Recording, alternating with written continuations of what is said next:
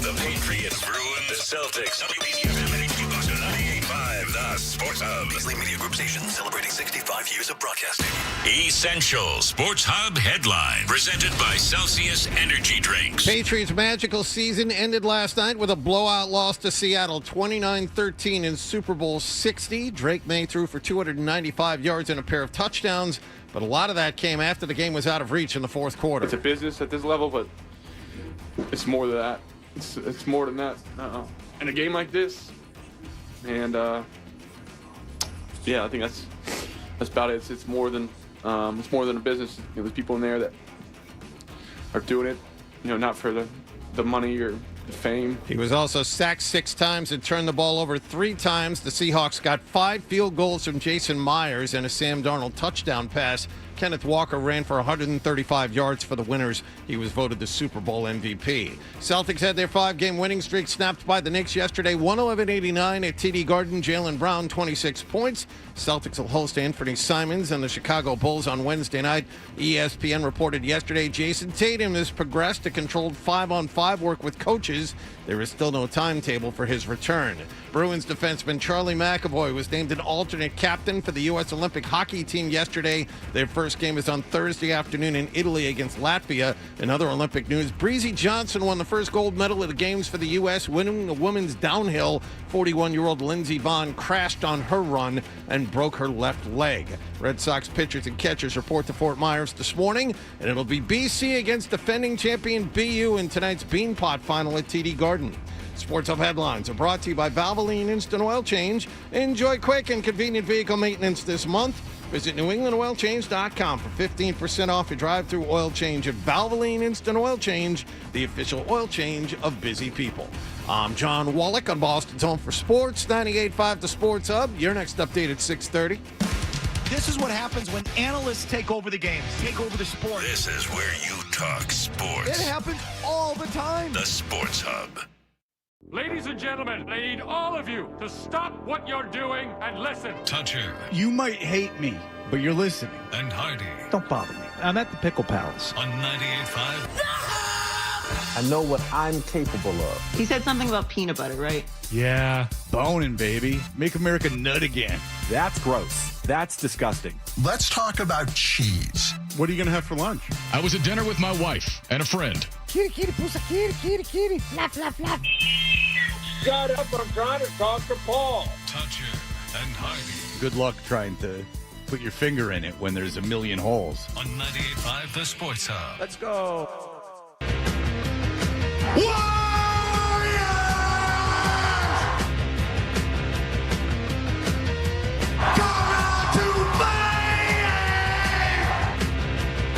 Hardy, good morning. We are Toucher and Hardy. Town Fair Tires Studios, 617-779-0985. It's the day after the Super Bowl where the Patriots played, so we would hope to get phone calls. We will take them today. We normally do not take a lot of phone calls. So far, Blind Scott, the only one that is on hold. And I would like to take someone other than Blind Scott with the first phone call of the day. I'm going to check and see if he's emailed yet today. Maybe he hasn't emailed. I don't know. I wonder if Alf is going to call in after a loss. No. You can watch us on YouTube. Subscribe to 98.5 The Sports Hub on YouTube. You can download our podcast anywhere that you get podcasts. Okay, thank you. Alf is online, too. Oh, great. There you go. We'll start with Alf. Yeah, good. Alf, have you ever called in after a loss before? Yes, I called after Buffalo. Come on, fellas. Man. Okay. Yeah. What's up, Alf? Man, that was a punch to the gut. Yeah. That was a hard punch to the gut, man. I Kenneth Walker the third. I said that guy would be a problem, but you never picked up my call. Well, I voted for him. I bet on him to be MVP, so I did all right. Alf, were you? How much did you get? I got quite a bit of money. It was long odds. Were you watching the game with other people there in Michigan, like non-Patriot fans? No. Just me, myself, and I. I was in the basement with my bang. I find that very difficult to believe, Alf, that you were alone. Alf, what would you do in the off season, Alf, if you could change anything? I could change anything. Oh, we gotta get that line up. Yeah. Campbell, he gotta hit the weight room. Would you move Campbell to guard? I don't know about all that. I'm not an offensive line thing, but all I know is he got to play better. That's right, Alf. He's not an offensive line thing. All right, at least you made it into work. Thank you, Alf. Yes. I thought about this many times leading up to this game, and certainly thought about it during the game last night. Out of market. Don't care about Seattle or the Patriots. I just want to watch the Super Bowl. As we have said here for the last 5-6 years, I just hope it's a good game. Like, what was America thinking leading into that game other than I don't care. I don't care if Drake May or Sam Darnold wins the Super Bowl. I just want a good game. Yes. I would imagine the sentiment was anti-Patriot just because of the amount of success they've had. Yeah. But once the game started, how many people do you think actually paid attention to it after the first few drives, after the first quarter? Oh, it was only 9-0 at the half. That's the thing, is that game wasn't over at the half. No, it wasn't. But just to watch it, and the punting, Patriots punted on most of their drives. Well, no one went anywhere. They punted on every drive. All of them, yeah. They only made it over the 50 on their opening drive. So I'm with you, Fred. It's only 9-0. It is barely a 2-score game. Yet it just felt like this wasn't going to be a game. I didn't think it was over. I didn't think it was over at 9-0. Absolutely not. The way the Patriots had played. And by the way, they were the worst offense in the history of the Super Bowl in the first half in terms of yards. A lot of records for futility in that game for the Patriots. But then, even when the Patriots scored their first touchdown, I thought, it's possible that they got the end. They forced a quick 3-and-out and got the ball back, and then May's interception ended everything. I don't think it was a 3-and-out. I think that Seattle got one first down, but they did quickly got the ball back in decent field position. Field position, and I thought that there was a chance. I think Marcus Jones might have. Is that the punt Marcus Jones returned, and there was the block in the back?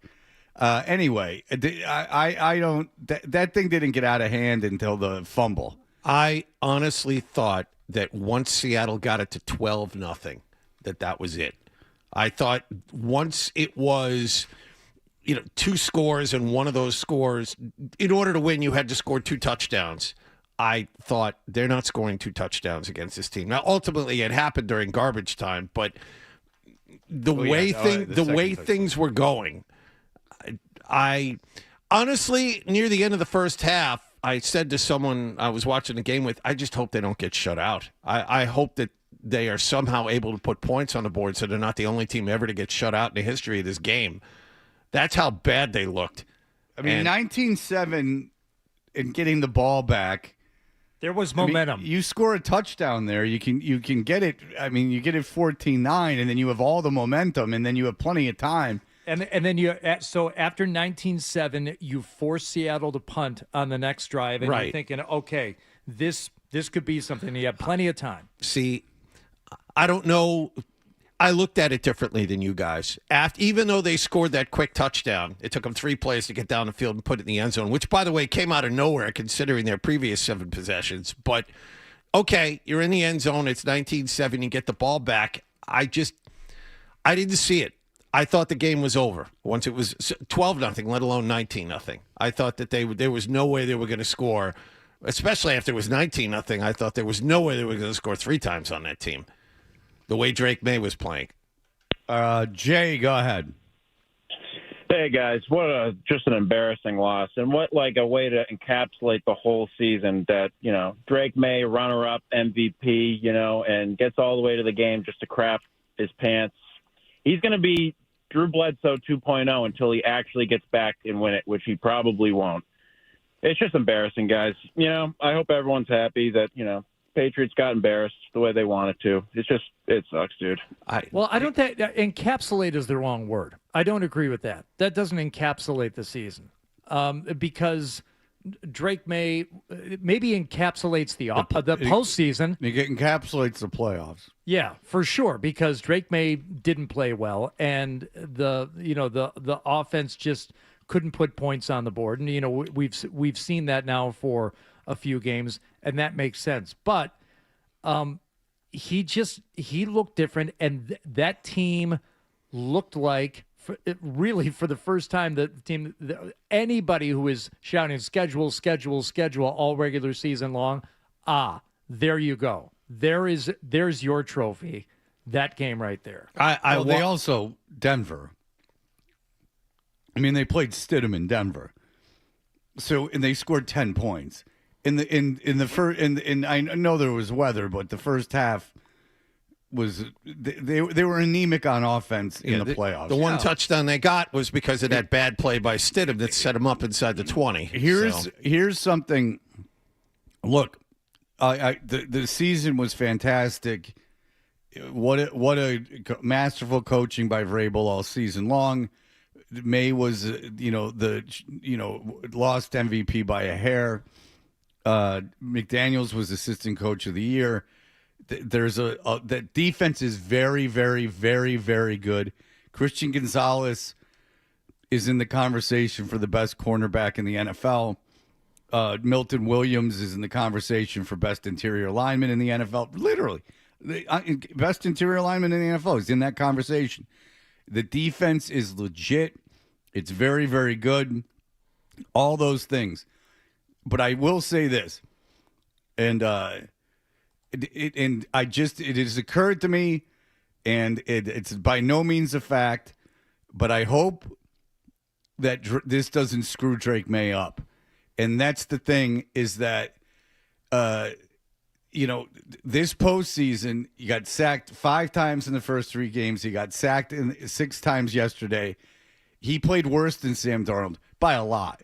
And I know Sam Darnold didn't put up good numbers. Sam Darnold was only sacked once. They got plenty of pressure on him. Neither did May. All that yardage came in the fourth quarter after it was over. So, I mean... No. But what I'm saying is that I'm giving you what Sam Darnold did positively. He didn't get sacked. He only got sacked once. Mm-hmm. He evaded the rush. He didn't turn the ball over. So, for all this talk about Darnold crapping himself, I understand that he wasn't electric, but he played better than May. So my one concern, and it's a minor one, but to keep an eye on, is May played bad in 4 games in a row on the biggest stage, and there was no weather yesterday. And you play 4 good defenses. I mean, that's a good chunk of the NFL. I mean, you played 4 teams isn't like a snapshot. It's not one game. You played 4 teams. He didn't play well.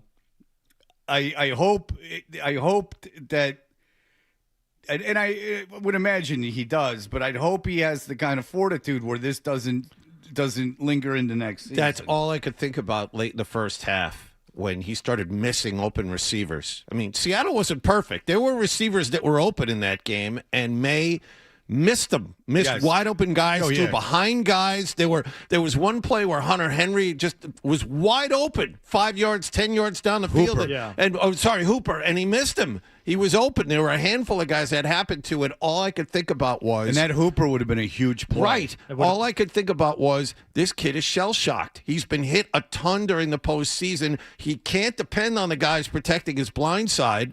I mean, you saw Jared Wilson get pushed back into the quarterback, thrown into him. Will Campbell had another terrible game. So the accumulation of these hits, you have May standing back there, not sure what's happening, and you saw what happens to a quarterback where that occurs. Yeah, you're right. But and we can get into the offensive line, and they're gonna have to do something about the interior of they're gonna have to do something about the left side of that offensive line.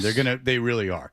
They're going to have to move everyone over. You can get away with that against bad teams, but there's that other level you can't get to with those 2 guys there. I think they would have been better without Will Campbell in that game, with whoever would replace him. I think Darian Lowe, the guy who was there last year. So anyway, beyond that, everything I heard was, okay, the offensive line was terrible, but what they were doing is Seattle was showing blitz on one side, and then backing off that and blitzing on the other side. That's on May. So May, two things. May is got to he's calling out protection on one side during that, and he's getting confused. And so that's not really the offensive line's fault. And also when there's a free rusher like that, May's got to know, and he's got to get rid of the ball. A free rusher from the right. I mean, it's not even coming from his blind side every time. Right. And just quickly, Fred, the fact that they were getting pressure so much and sacking him when they were rushing 4. I mean, they weren't blitzing, they weren't sending, they would show it and they would, try and throw him off. But the fact is, they were getting to him by fault of the offensive line, and sometimes by Drake May, by just not being able to squirt away from pressure that he could actually see coming. When you're sending 4 guys and being that disruptive, nothing's going to work. Well, there's also that opportunity to run, and something he didn't do a lot of in the first half. That goes back to him being shell shocked. He was standing back there. He had 2.5 seconds, which is an eternity in this game, and during the season, we'd say, okay, it's not there, time to go. He didn't do that in the first half, and I think that had a lot to do with him getting hit. And the blitzes had something to do with it, but there was something mentally wrong with him where he was either scared and wasn't focused on what was down the field. I don't know about seeing ghosts, but he was clearly off his game because he couldn't depend on his protection. Yeah, I mean, if it's a 4-man rush and they push the line back into you, there's not a whole lot you can do about it. I mean, you're just surrounded. But, he played very poorly, and the offensive line was very, very bad. And receivers were open. And so they scored that touchdown. Seattle gets a first down, punts, but it's a quick possession, and then they're stuck in their own end. And you're right, Hooper was wide open, and it wasn't like he wasn't 60 yards downfield like Darnold missed some guys deep. But what are you going to do? Like there's a rush in your face, throwing the ball 40 yards in the air, throw the ball 15 yards in the air, and if he hits that, Hooper's not scoring on that play, but Hooper gets that down to the 50. Oh, boy. Yeah. There's 9 minutes left in the game. But you see on other patterns, like there was a pass to Pop Douglas where he kind of lobbed it out to the left. That was a pop-up. I mean, I know. He didn't have his touch, and I'm sure getting shot up in the shoulder didn't help. But at the same time, he was not even close to the guy we saw during the regular season. Listen, if he couldn't throw, which he could, I don't give the shoulder. No. 2 weeks they said he was throwing all week. But he's playing through. He could throw. I didn't think about his shoulder at all. The only time I thought about it was on some of the deep balls, on some of the the desperation throws. They were higher and seemed more.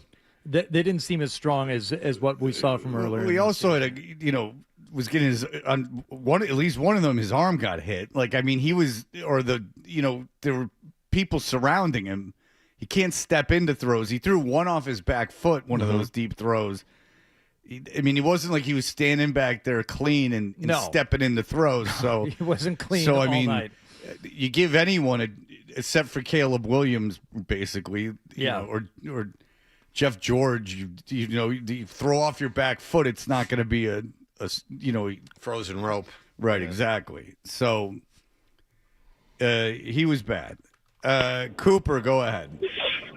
Hey, what's going on, guys? I just want to start off by saying, proud of the Pats. Nobody expected us to be there. Absolutely. At the start of the season. Absolutely. I like Will Campbell. I think he seems like a great guy from what I've seen. But, yesterday was embarrassing. He was getting pushed back 10 yards at a time, 5 yards. It doesn't get much worse than that. If there was a play to sum up last night, it was the time where there was a flag thrown for the offsides or whatever. The false start on Campbell. Yeah. And he got blown up. It was terrible. I like the guy. I'm rooting for him, but he either needs to be better. I don't want to say switch him to guard just yet, but if next season doesn't go well, I think he definitely needs to get a position change. So switch him to guard? No, he's saying next season doesn't go well at left tackle again. There's no way Will Campbell can play left tackle. Okay, but I will tell you this, Cooper, is that throughout the week, nationally and other places, and then certainly after the game, there was a lot of talk about Campbell's physical limitations, and that's what is concerning about keeping him at left tackle is that you heard about it coming out of the draft, and it became kind of a joke. Oh boy, arms! But it's not just arms; it's like lower body strength, his ability to get wide. I heard Mark Andrews or David Andrews talking about this. Like when you're talking about someone's physical limitations, like that aren't going to get better, then they're saying he could be an All-Pro guard, but the demands of the position are completely different. And, you don't got guys going wide on you like that.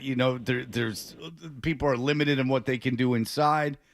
So I do think they're going to have to move him to guard. And I think that if you ask them honestly, their plan is to move him to guard. They got to draft a tackle anyway because Morgan Moses. So we'll see what they do. We'll see if they go into free agency and try to get something. They will. I think it's all of the above after these last 4 playoff games. I think it's all of the above.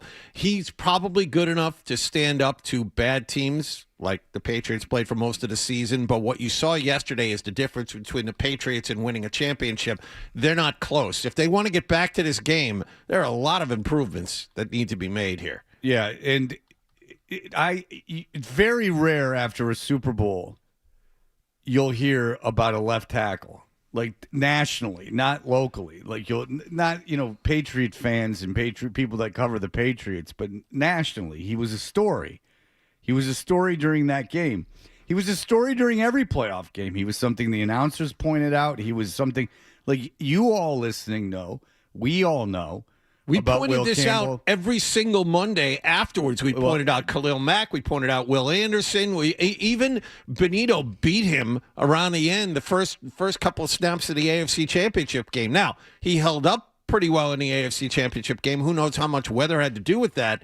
But at the same time, it was something we talked about every Monday during the playoffs. They scored 10 points in that AFC Championship game. And I understand at the end of the game, they were just rightly so, their strategy was just to not turn the ball over and turn give the ball back. over and just and they force Denver to go down the field. Yeah, well, they knew Stidham couldn't play, right? So that was their strategy there. But let's not act like this was an offensive juggernaut. Their defense is very, very, very good. So the defense allowed 1 touchdown. Yeah, their defense is very, very, very good. Yeah, oddly enough, the Patriots offense scored twice. The Seattle offense scored once. Seattle let them score basically that last touchdown. They were playing completely. Right. Well, no. At worst, it's even. They were just trying to keep them in the field. Of course. Yeah, they just didn't want them to get out of it. I would say even the first one. The game is 19-0. You're in the fourth quarter, and that pass to Matt Collins on the one. Legitimate. If you're trying to make it a legitimate Patriots offensive touchdown. That's not a play that you're counting on necessarily. Well, the corner wasn't there. Remember, he was running. Yeah. He wasn't set up. He was running towards. He was running across the field when the ball was snapped. And he still made a hell of a play on the ball. I mean, Hollins had to.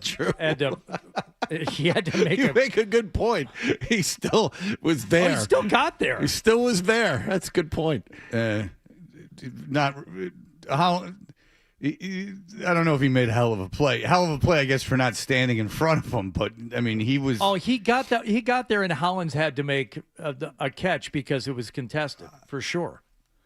I don't recall that being like a great catch by Hollins. Go back and look at it. I will. I will. I mean, I don't have a photographic memory. I will go back and look at it. But I remember thinking, well, that was quick, and I don't know quite how that happened. And then they showed the replay that the corner was not in position. Right. He had to be was running full speed to get into position when the ball was snapped. All right, we'll be back.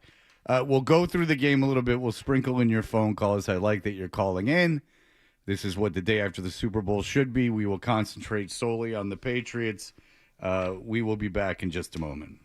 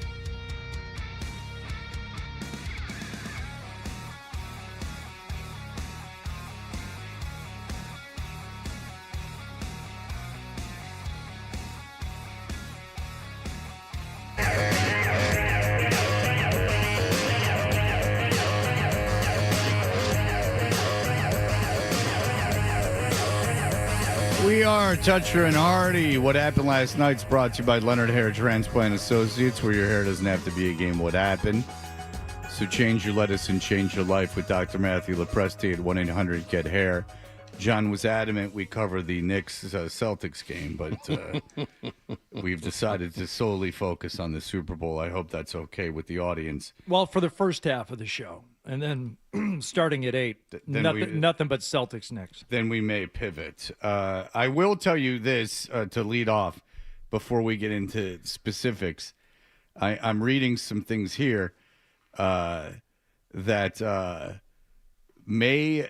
Drake May had the third worst performance from a quarterback this century. Would anyone care to guess the two quarterbacks? This would just be a very quick exercise. It's difficult. There's been, 26 games, but would you care to guess? One's from 2001 and one's from 2003. Rex Grossman. No, but that's a great guess. Come on. Think Rex Grossman, though. I'll only do this for a couple more seconds. The Ravens. No. Trent Dilfer. No, both these guys, I believe, lost. Okay. Oh. At least one did. Grossman's got to be fourth from the bottom. No, it's Manning. Peyton Manning is fourth from that. At the end, right, where it was all Terrell Davis. Right. Yes, but the two guys, I believe the two guys lost. I believe the second guy's lost. I know the first guy did. Okay, I'll end the suspense. Kerry Collins in 2001. Okay. And Rich Gannon in 2003. Gannon lost that Super Bowl, right? Yes. Okay. To Gruden, I think. Okay, that was to Tampa. Okay, there you go. Kerry Collins, was he the quarterback for the Giants against the Ravens that year?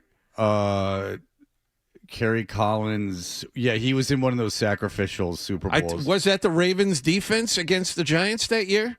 They had Jason Sehorn and all that? You're again asking me about the early 2000s, and I'm not going to be able to help you there. Okay. Now, and Will Campbell had the worst game of any pass protector this season, according to Next Gen Stats. Hell of a time to have it. Next Gen Stats attributed 14 QB pressures allowed to Will Campbell in Super Bowl 60, the most pressures allowed by any player this season, including the playoffs.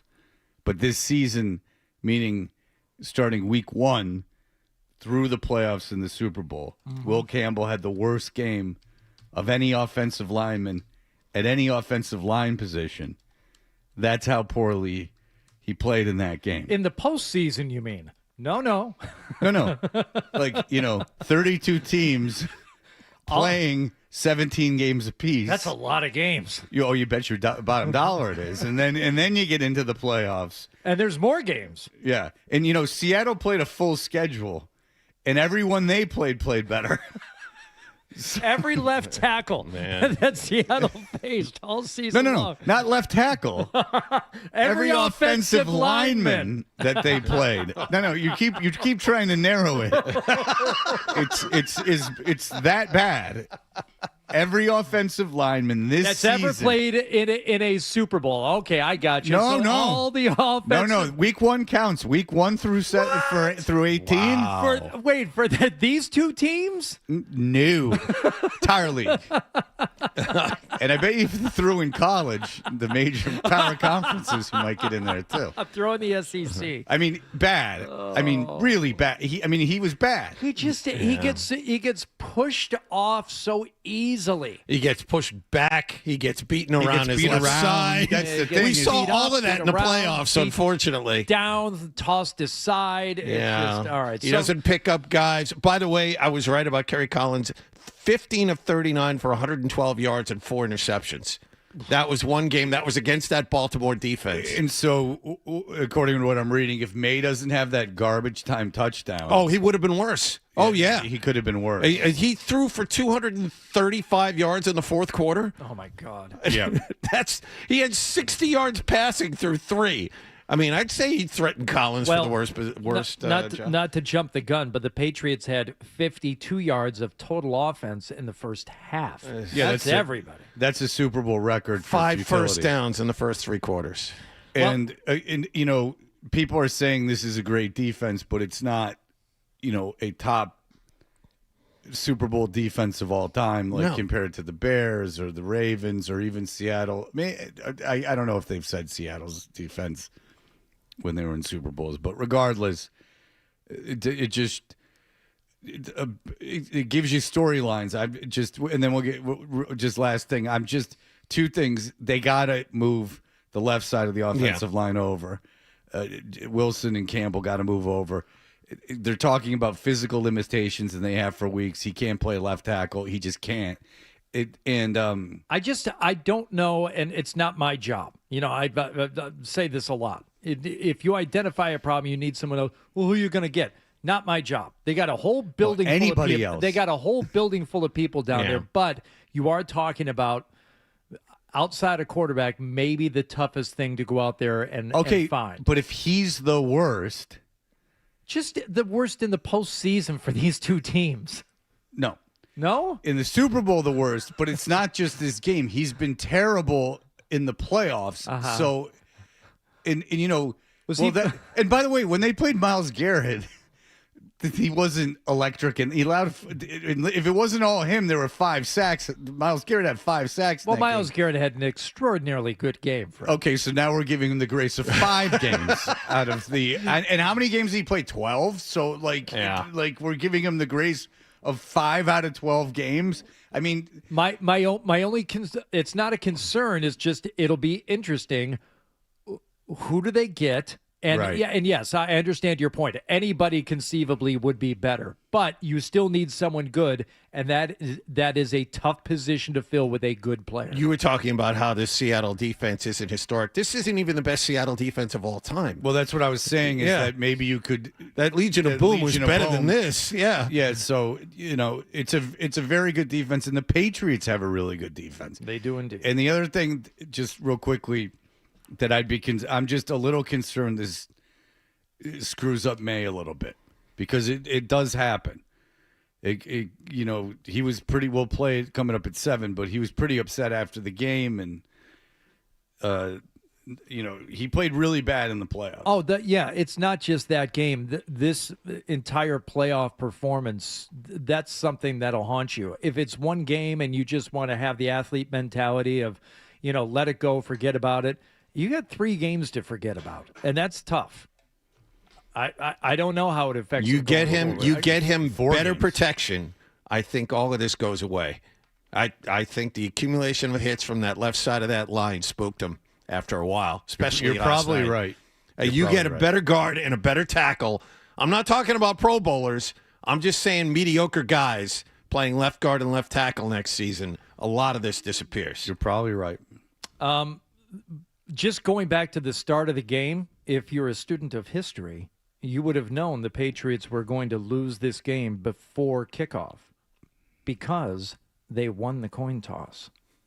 And as history tells us, now 10 out of the last 12 Super Bowls, the team that wins the toss loses the game.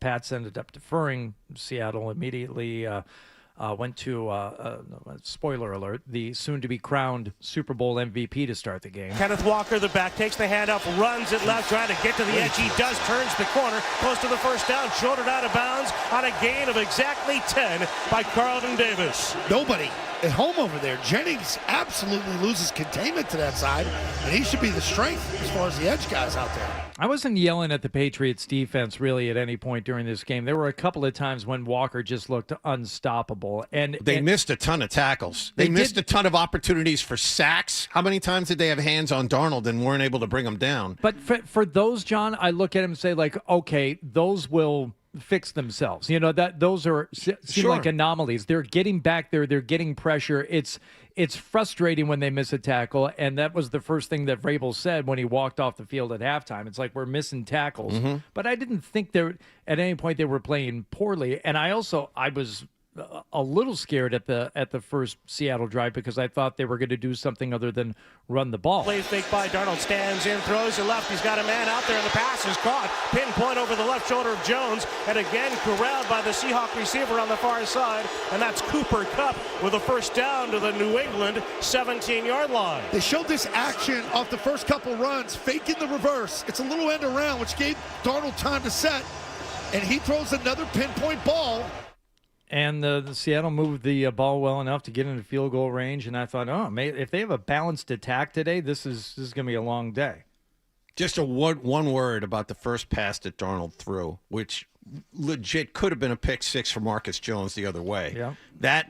Now, would that have changed the game? I don't think so. That was a good pass, though. No, it was. It was a pinpoint pass, and it needed to be because Marcus Jones was about an eighth of a second from stepping in front of it and scoring. So good for Darnold, but at the same time, the narrative at the beginning of the game is Darnold might throw you one, and there it was. If Jones steps in front of that, it's a much closer game and a much better game to watch. Ultimately, I don't think it would have mattered. But I think it would have mattered. Well, it would have gotten the Patriots the early lead, but overall, the way those two teams played throughout the balance of the game, I'm not sure that would have changed the outcome. And just very quickly before we step aside for a moment here, the Patriots' first drive, I didn't think this guy was going to be able to get to May, the Seattle defensive player. There's like injured before the game. It was like a weird kitchen thing. He got cut. Hall? Devin Hall. No. Witherspoon? No, with a knife. Damn it. And I didn't see it coming. Oh, that sucks. It's been so long. I had Hall get a sack, too. That was It's another been bet that so I won. long, and it was hockey. Witherspoon, he said. I said, no, with a knife. No, I got the joke. You've done that several times. Damn it. But the fact that I got him again. Oh. God. And it wasn't hockey. Usually it's hockey. Yeah. I'm so happy. Well, listen. Congratulations. You tricked John. It's quite a feat. By the way, I had Hall with a sack, too. I mean, I couldn't have been. I was a mush all year. I couldn't have been more. Made on up fire for it yesterday. last night, huh? Did you make up for it, like in totality? No. Okay.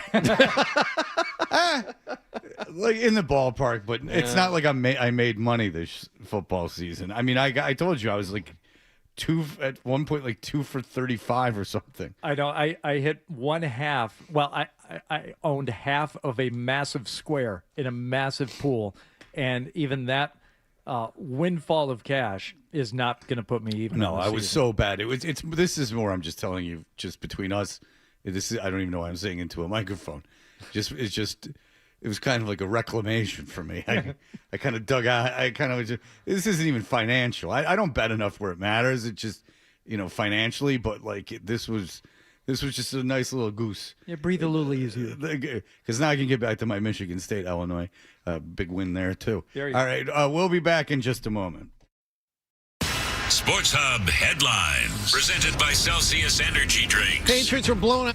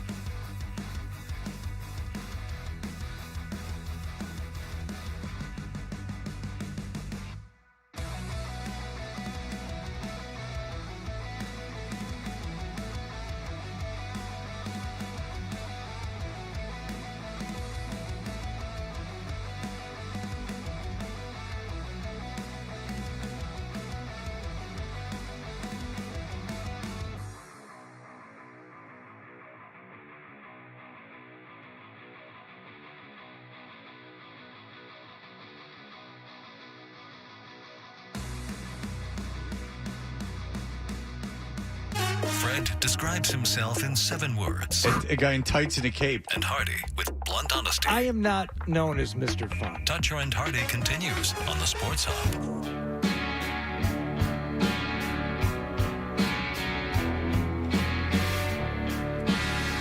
We're Toucher and Hardy, 617-779-0985, going over the Super Bowl in our What Happened Last Night. We'll get to Drake May talk at 7. Mike Reese calling in at, I guess that would be 4:30 time in Pacific Coast time next hour. Hardy, where do we leave off? We're still in the first half, and if you're wondering why the Patriots were unable to get the ball over midfield beyond their opening drive, well, it was because of moments like this. Takes the shotgun snap on 2nd down and 7. Steps up, he's pressured, and Drake May is grabbed and tackled with the defender, engaged with the blocker. Jared Wilson trying to block Riley Millis, the rookie from Notre Dame, and Mills took down May as he was being blocked with a fistful of shirt collar. My God. Coming in straight up the middle. It's a man.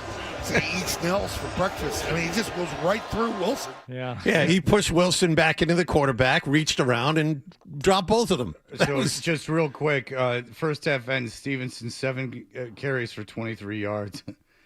And May is 6 for 11 for 48 yards. Yeah, and sacked 3 times for 30 yards. They had 4 first downs in the first half. He had a better passer rating than Sam Darnold, who was 9 for 22. Well, yeah, in the first half. Hey, man, Patriots defense, they got to Sam Darnold, sacked him once. Darnold play fakes as he drops back. He's pressured by Milton Williams. He's sacked by Milton Williams. Maybe a spark defensively for the pass as he drops Darnold back at the 8. They're helping you stay in this game right now. Like that. Come on, like Ron Walker. Yeah. By the way, first, thank you for playing that. It's a good highlight. I appreciate that. And the other part of it is, one thing we found out is this is a championship level defense. Yes, absolutely. This is a championship level defense. That Seattle offense was good for most of the season. The defense kept them out of the end zone. They gave you a chance to get back in that game on more than one occasion. Right. And it was, the defense, whether they were applying pressure or doing their best to contain Kenneth Walker, Christian Gonzalez. I mean, he was really the reason why this wasn't a blowout, and it was only 9-0 at the half and 12-0 for a while. He broke up a couple of passes and was covering receivers deep to thank goodness, because otherwise this game would have been over before Jackson halftime. Smith-Njigba was the NFL's Offensive Player of the Year. Now, he left in the third quarter. He got hurt, but was he a significant impact on this game? Oh, they gave him the 1985 concussion protocol. You good? I'm good. And he was back out. Well, no. He went to the blue tent, and then he went to the locker room. He was gone for a long time in the third quarter. He was back in the locker room, according to reports, for 2 minutes. Okay, but he went back there. He also pulled himself off the field. The NFL didn't pull him off the field. Did you hear them say that? No. So they replayed it. I didn't even see him hit his head. But he pulled himself off the field. Therefore, they put him in the blue tent. Like, if he would have stayed out there, they would have let him stay in the game. That was not an NFL concussion protocol thing. Listen, if I thought I had a concussion, I'd want to get checked out too. So this is in no way a slight to him. But I'll tell you. But so yeah, that was 4 catches. That was actually due diligence. 4 catches, 27 yards, 10 targets. And Christian Gonzalez was on him for more than half the time. So he also broke up a pass in the end zone intended for him. And if he could have kept it, listen, it was a great play. If he could have intercepted that would have. And that's unfortunately what I was thinking. They need the ball. Yeah. They can't, because Seattle's going to kick another field goal. They need the ball in this game. I think the defense was pretty aware that they needed to make something happen. Yeah. Yeah, and at that point, I think that, if you had just gotten, managed to force a turnover, get the ball back, because as good as the Seattle defense was up until that point, I think we're talking about the same play. Seattle had not yet forced a turnover. That would change. May steps up. He's in trouble. He's hit. The ball's loose. And the Seahawks recover. Another sack of May. 5th of the game. And the Seahawks, Byron Murphy, has the takeaway. Seahawks gain possession inside New England's 40. Absolute ass kicking right here. Defensive ass kicking on an offense where that has really no answer for you for what they do. And that would turn into the first touchdown of the game in the fourth quarter. We finally got a touchdown in this game.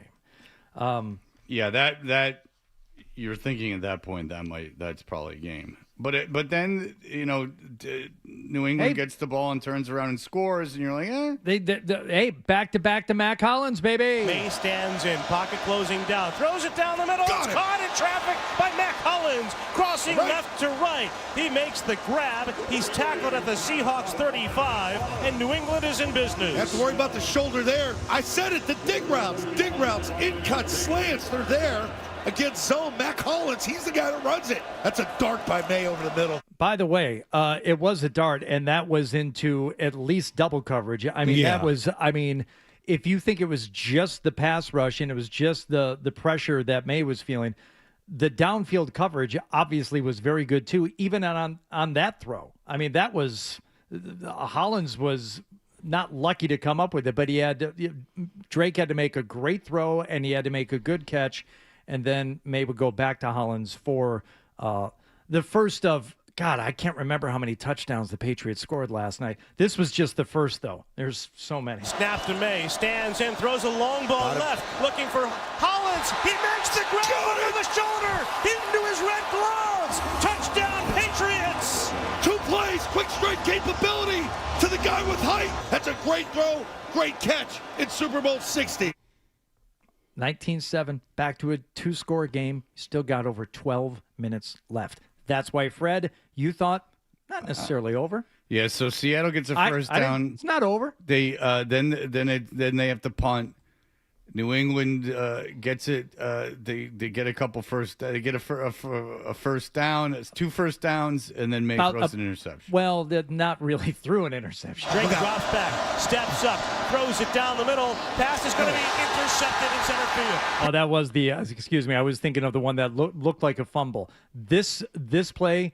This was a terrible pass. Here comes Julian Love across the 50, near side 45. Outside the 40, different one. Tackled along the near sideline by Travion. Yeah. Sorry. Okay, that's an interception that he got to the 35. That's the right interception. That's the right one, yes. Yeah. The Seahawks used that field position to add a field goal, go up 22-7. This was the curtain call, the one that ended up going down as an interception. May drop back, the blitz coming. He's drilled, and the ball's knocked loose, picked up by Eamon Wolf.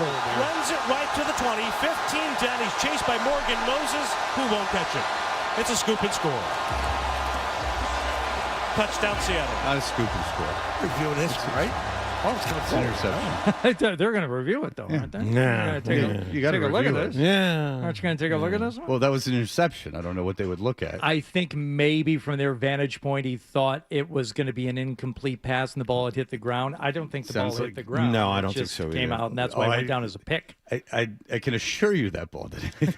I don't know if that ball came within 5 feet of the ground. Why it went down as an interception. But I'm saying Zoe maybe wanted to look at it. I understand. No, well, Zoe wanted magical thinking, is what Zoe wanted. Is that Zoe wanted to somehow to will that into not being and then there you go. There's not much more you need to know about that game because we have to break. We'll take your calls. We'll get into Drake May, play some of his post-game press conference. We'll be right back. You're listening to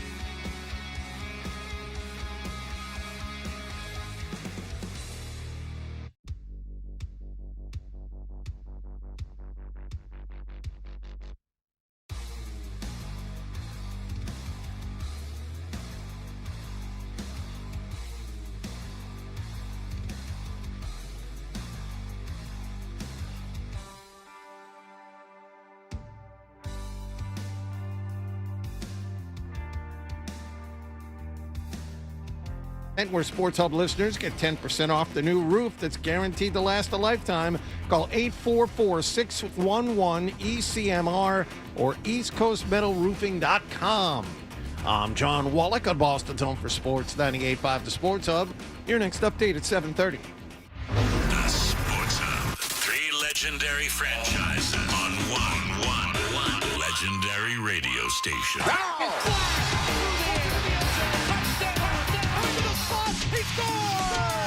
It's the Sports Hub. It's never changed. It's never changed. It's the same thing over and over and over and over. It's just never good. It wasn't funny the first time. Toucher and Harding, mornings on the Sports Hub. That's an old-fashioned butt whipping. You just got handled in the trenches, and the quarterback's play eventually dipped and melted completely by the end of this thing. So that's, to me, where it starts. It's on the offensive line. Couldn't run the ball effectively. Couldn't pass protect. Everything devolves from there. All right, that's Phil Perry. We are Toucher and Hardy. You can watch us on YouTube. Subscribe to 98.5 The Sports Hub on YouTube. Here is some things about Drake May in the playoffs. Here's just, I'm going to read a paragraph from The Ringer. Can we stop for a moment and remember just how good May was during the regular season? It is important we don't lose sight of that, despite the fact that May had one of the worst playoff runs of all time. Statistically speaking, it's the worst of the 21st century. Across 4 games, May's dropbacks lost a total of 29.6 EPA. That's more than any quarterback with at least 3 starts lost during a single postseason, and nearly 7 points clear of Peyton Manning's 2015 run, which prior to Sunday had been the worst since 2000 per True Media. On a more positive note, May's Super Bowl output was only the 3rd worst out of the 52 QB performances we've seen in title games this century, beating out Kerry Collins in 2001 and Rich Gannon's in 2003. He was very, very bad in the playoffs, and the offensive line didn't help him, but Darnold was getting moved around a lot too, and he didn't turn the ball over. And, Darnold outplayed him. Darnold didn't have a great game, and he had a lower quarterback rating. Yeah, that makes you feel bad. That was because of the fourth quarter. Right. Garbage. Danny, go ahead.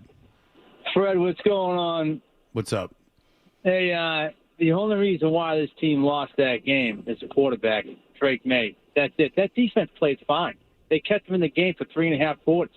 They played fine. And that's what I have to say about the game.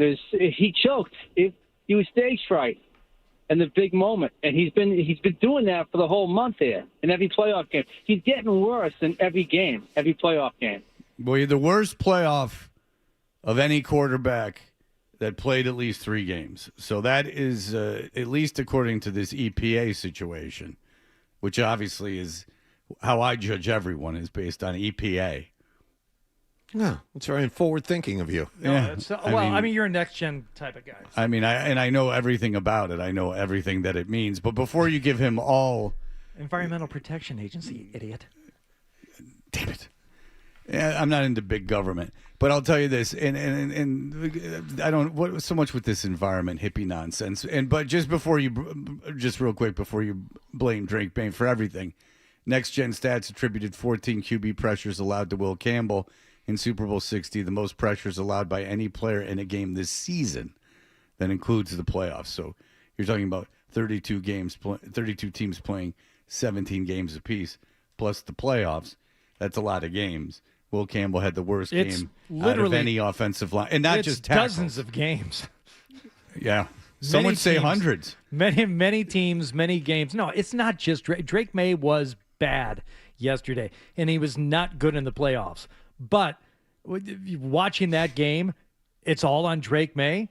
No, it's the offensive line. It's the inability to run the ball effectively and consistently, and I would say the inability of a lot of times the receivers not to get open downfield. Well, but he missed open receivers and he missed opportunities to kind of like crawl back into the game, and that was on him. In the running game, you could also attribute to May because Seattle, they can kind of, I mean, how are you going to run the ball when, and they kind of went away from the run, and Stevenson looked fairly effective. This is where the game. This is where I'm getting to the play calling. I'll give May the largest share of the blame, sure, because even the throws that he could have made, he was throwing behind guys. He was not making accurate throws. But you said it again, Fred. We're talking about an historically bad performance from Will Campbell in this game yesterday.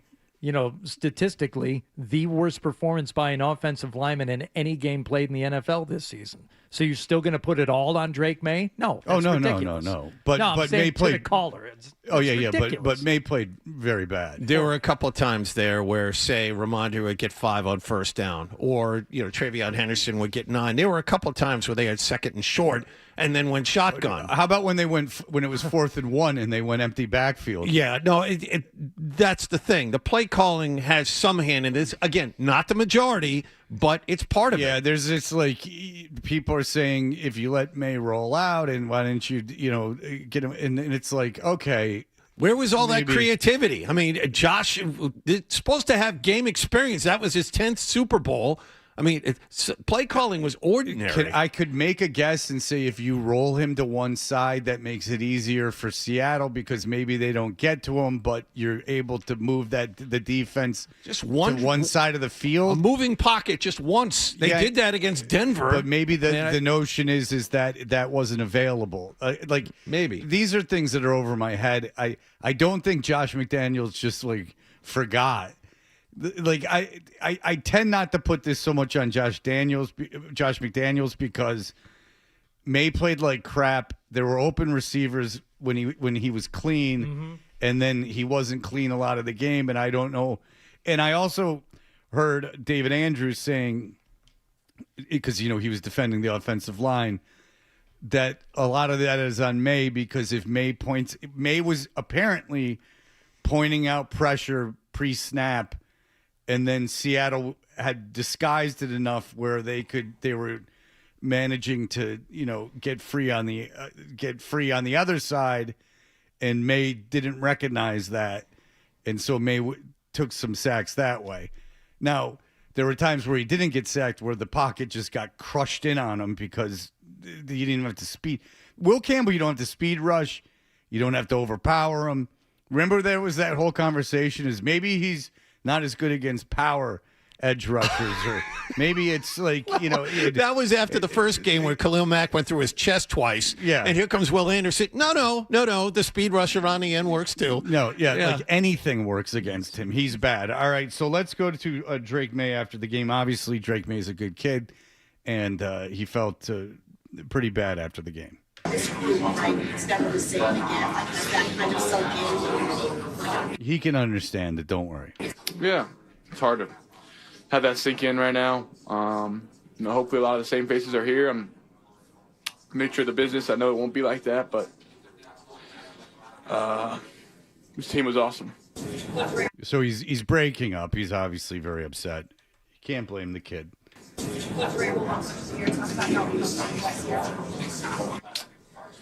Yeah, he was a heartbeat. No doubt about that. He was he's a big reason why we're here. He's always the same, and look forward to my relationship with him for a long time. He's a great person and hell of a football coach. Oh, yeah. I thought he was talking about Will Campbell right up until the very end when you say coach. Heartbeat. Hope he's there for a long time. Well, then they would have to then his nose would have bumped into a reporter. Drake, what makes some of the emotions in the locker room right now? How much are you leaning on each other right now? That's what we said, stick together. That's what it's about, and it's going to hurt and sting for a while, but it's what you sign up for, so that's what you get. Drake, how proud are you of what this team accomplishes? Man, I'm so proud. That's probably the reason I'm choked up most. This team is something that just glad to be part of. And that's the thing is that and you can't look. He played very poorly in the playoffs, but they won. They got to the Super Bowl. This was a team that certainly no one in this room. I mean, John and I were very glib about any predictions that had them winning 9 games. So I thought everyone was a huge homer.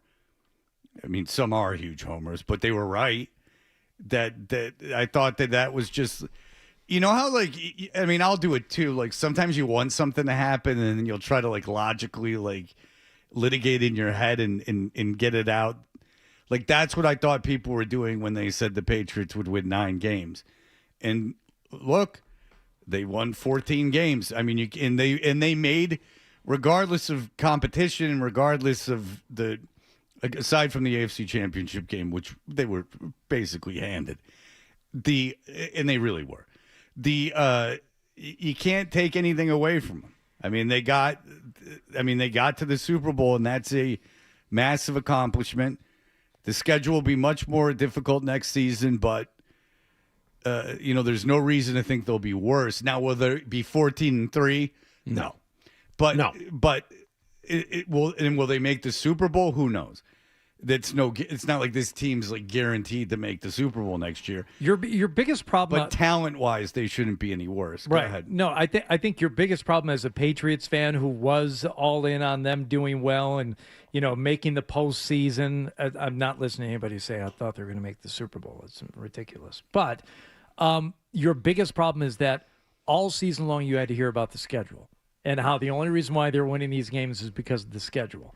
And even though they had the playoff wins, that all came home to roost in the postseason. You saw the way they played and how they were finally taken care of by a team that was not hampered by a backup quarterback or a quarterback who just appeared like he didn't want to be there, which is what you faced in the Houston playoff game when you went up against a really good team like you did against Buffalo. Now, Buffalo, you had a better offensive showing for sure, but when you went up against a really good team with a really good defense, that chorus of voices that was nagging you all season long about how you only got there because of the schedule, that stings today too. Right. Ultimately, Seattle, well, we said it going into the game. Seattle had the better roster, and you were talking about reconciling things. Yesterday, that was me. Okay, I know Seattle has the better roster, but, this is one of those games they'll figure out a way to win. Some people around here had convinced themselves that it was about even, which was nonsense. No, Seattle had a better roster. I tell you why I thought that. Mostly because of Sam Darnold. And I know he's played well, and I know he's not a bad quarterback by any means, but I didn't think in that ultra important position that he was going to be anything special. And it turns out he was fine. He was good in the game, but he didn't need to be the difference maker. But my point all week for the 2 weeks, which I couldn't get enough of, my whole point was, why is May, in terms of like confidence or like performance, take away physical ability, and Darnold's got plenty of physical ability, so don't act like Darnold's not some stiff. I mean, Darnold's a big athletic kid, man. But my whole thing was like, May's 23. This is his first playoff run. Darnold has been in high pressure NFL games. Now there's some he hasn't played well in, but Darnold's like been through the ringer. Why is May in a better position to handle the Super Bowl mentally better than Darnold? Like the Billy Humphrey factor. He was a cockeyed optimist. I didn't believe that. Remember when I challenged? I don't know. A bunch of listeners got mad at me. We had someone on, and I was challenging them about Roach. Like he kept saying these things.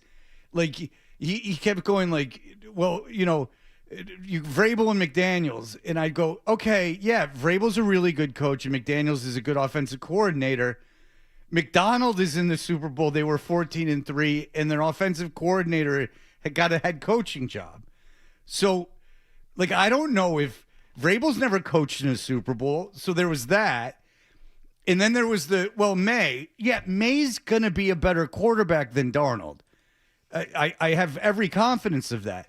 But in this particular game, why is it Darnold that's going to crap himself and not May? Or why does the coach-quarterback combo advantage immediately and automatically go to the Patriots? Right, like May is going to be a better quarterback, but like you're acting like because Darnold sucked for the Jets that Darnold was on a minute. Darnold played for Minnesota last year. They were the second best team in the NFC just because the Lions were a juggernaut. And yeah, he screwed up in that game and he didn't play well in the playoffs. He leaves Minnesota. They're a disaster without him. He goes to Seattle, who didn't make the playoffs last year. They win 14 games. They beat a very well-coached San Francisco team, and I know they were hurt, but that's Shanahan. They kill them. Then they play the team that everyone thought was going to be in the Super Bowl in the Rams. And their defense doesn't play well in that game. You know how and Darnold dominates in that game. Darnold dominated in that game. You know how people's minds work, though, Fred. You don't like all your instances of success. They don't outweigh him seeing ghosts against the Patriots, right? The bad playoff performance that he had with Minnesota, and you don't have that with Drake May. Now you had a couple of now them you do. just this. You had a couple this postseason, but they still won the game. So you didn't have that balancing act going on. You had it with Darnold, and that's why people didn't trust him. But that's why I got not annoyed, but believe me, the audience did not like it. But I challenged Roach so much because everything he was saying was advantage to the Patriots, and I thought the Patriots were going to win. I really did until before the game when I went nuts winning bets for the first time this year. But well, up until they started with the Warriors stuff, I think that's what started to turn you.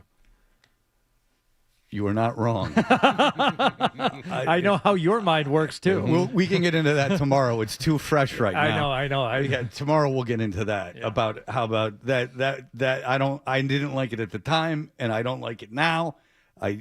They were celebrating at that AFC. We can get into it in great deal tomorrow. Didn't like the Mac Hollins pregame fit. One player doesn't bother me, okay. but we can get into all of that tomorrow. It's too fresh. I don't want to. I love my audience. I don't want to start getting into things like that. Sure, but I'm kind of giving them an out for the Super Bowl. Is that I heard a lot of people. Look, man, everyone was right throughout the playoffs. We all knew they were going to beat Denver, and that was a little close for comfort. Oh yeah, but we all knew they were going to beat Denver. And you got Herbert to crap himself, and Stroud, you got him to play that way. At least the defense had something to do with it. Stroud seemed to have lost his mind. A little bit. But you don't take anything away. But everything going into this Super Bowl, like all the stuff that they were saying, I don't think it was factual. There's a very good chance Vrabel's a better coach than McDonald, but you don't know that in a Super Bowl. McDonald's never gotten the opportunity. Vrabel's never coaching it. This is, again, I'm going through it. McDaniels has lost Super Bowl games, plenty of them, and with Brady.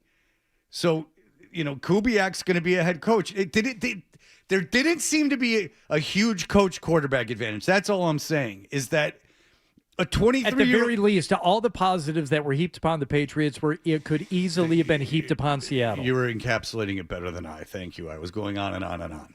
All right. We'll be back in just a moment with Mike Reese. Toucher and Hardy.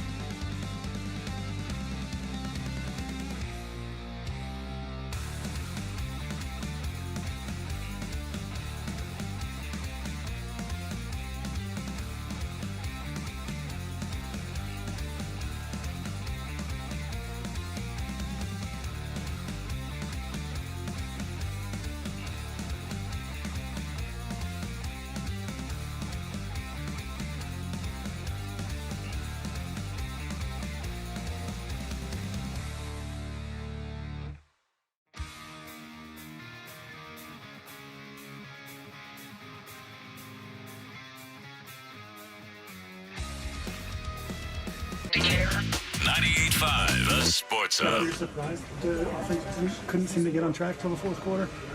Yeah, I ain't gonna say I wasn't. Things kind of happen fast. This game happened fast, even though it's a longer game than usual. But we couldn't get things rolling. It's not on one person. Everybody played a part, so I was definitely surprised.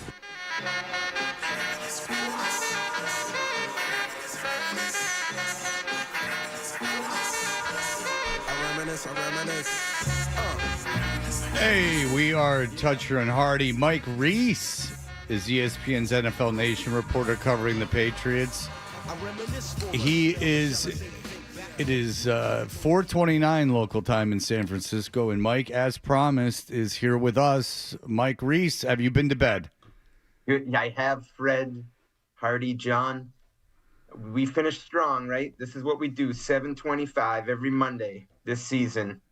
And so, I did. I got a couple hours. All right. Well, That's all you need. We really appreciate you getting up and doing this for us. So, in all seriousness, I really do appreciate it. It's you didn't have to, and we love having you on. Okay, Mike. Okay, Drake May didn't play well in the playoffs. In fact, according to EPA, Drake May had the worst playoff run of anyone who's played 3 games in a playoff. And the third worst Super Bowl performance. Would you care to guess the 2 worst of the 20th century? What were they, Fred? Kerry Collins and Rich Gannon. Those are the 2 worst. I'll just start with this. How much of that Super Bowl was May's fault? And then we'll get into the other aspects of it. This one reminded me of the Brady Giants first Super Bowl. It's hard to win when you can't secure the line of scrimmage. So Tom Brady's the greatest quarterback of all time. And when he's under duress, you see that even the greatest of all time will struggle. So that's where I start, Fred, with what happened last night. And then, of course, that's not to spare Drake. There were parts of the game when he had time and he either threw inaccurately or he made a poor decision that he would like to have back. So I hadn't really thought about assigning a specific number. No. I'm not asking for that. I'm just asking like what you just said. So you think the pressure obviously the pressure was a huge factor, but that is as responsible as anything for May's performance in the Super Bowl and throughout the playoffs. That's where I start myself, Fred. Like everyone has different philosophies on how they view the game. To me, I have to say start at the line of scrimmage, and it's hard to win if you can't secure the line of scrimmage. It was one thing let me start by saying I picked the Patriots to win a close game, and I think the thing that I tried to say consistently leading up to the game was that the Patriots offensive line was going to have to play the game of its life for it to happen, because that Seahawks defense is really good, and they didn't. Credit to the Seahawks, but I also think the Patriots could have played a lot better, so I sort of look at it like 2 things can be true at the same time. Okay, so you mentioned, just real quick, the offensive line. Here's just a thing for you. Next Gen Stats attributed 14 QB pressures allowed to Will Campbell in Super Bowl 60, the most pressures allowed by any player in a game this season, including the playoffs. So this is all of the regular season, all of the playoffs. I heard analysts talking about it after the game, that Will Campbell, the physical attributes, physical, so not inexperience, I'm sure that's a factor, but according to these analysts, some ex-offensive lineman, David Andrews, kind of kicking around this as well, not going crazy with it. But if you're talking about physical attributes of a guy, and we saw him get beat throughout the playoffs with power rushes, we saw him get beat with speed rushes. If you're the Patriots, can you afford to have Will Campbell play left tackle for you in going into the future? So here's how I would answer it, Fred. They have to ask themselves, is Will Campbell at 22 years old, is this the best he's going to get at left tackle? or is he going to improve because he's 22 years old and he's a rookie, right? So I think you got to bank on the fact that if you look at the arc of the best left tackles, let's say Trent Williams, I honestly don't know the answer to this, Fred, but when he was a rookie, was he as good as he was in his 5th year? Right, but was he the worst? No, I'm not joking. Was he the worst? I get it. Okay, I'll ask you this. If they would have started Vidarian Lowe at tackle, would they have been better off yesterday? I'm trying to answer the question based on what we saw this year. Vidarian Lowe last year, I think it's hard for me to say in totality what we saw from Vidarian Lowe I can't say decisively that it would have been that much better. Okay, but you're having let Will off the hook. Yeah, no, but you're having that debate. That's the thing is Vidarian Lowe isn't a starting tackle in the NFL, and it's at least a question if they would have been better off with him in there. So I think it is a fair question. Will Campbell struggled last night. I am not making excuses for him.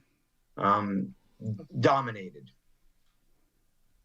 Okay, Mike, you said that you had picked the Patriots to win this game and in a close one.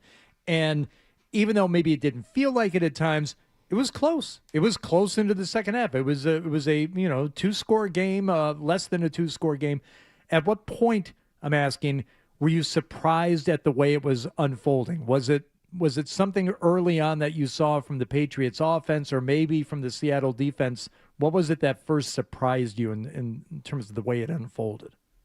They were never in control of the game. Everything was so hard offensively.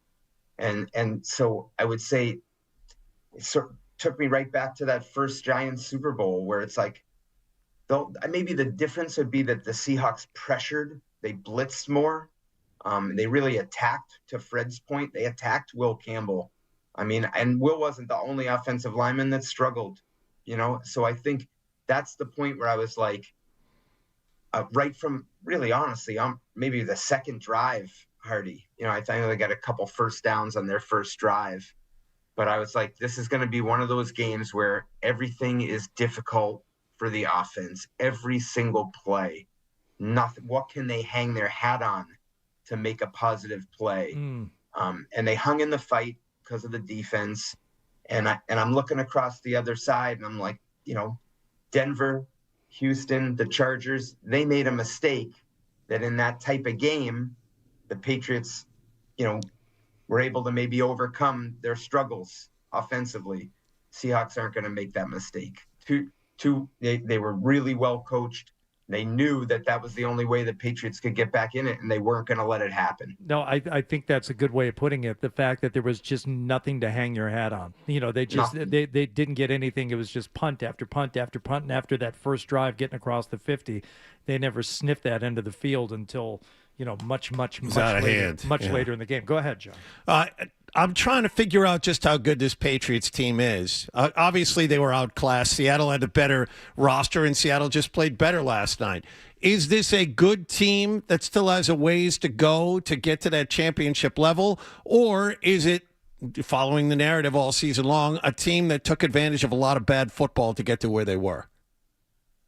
I think it's both, John, and I think it's the question that that's probably what I'm gonna try to write on. You think about like the next day's story. It's what did this game tell us about what the Patriots need to do going forward to win a Super Bowl? And I think you three just hit on the points that are on my mind.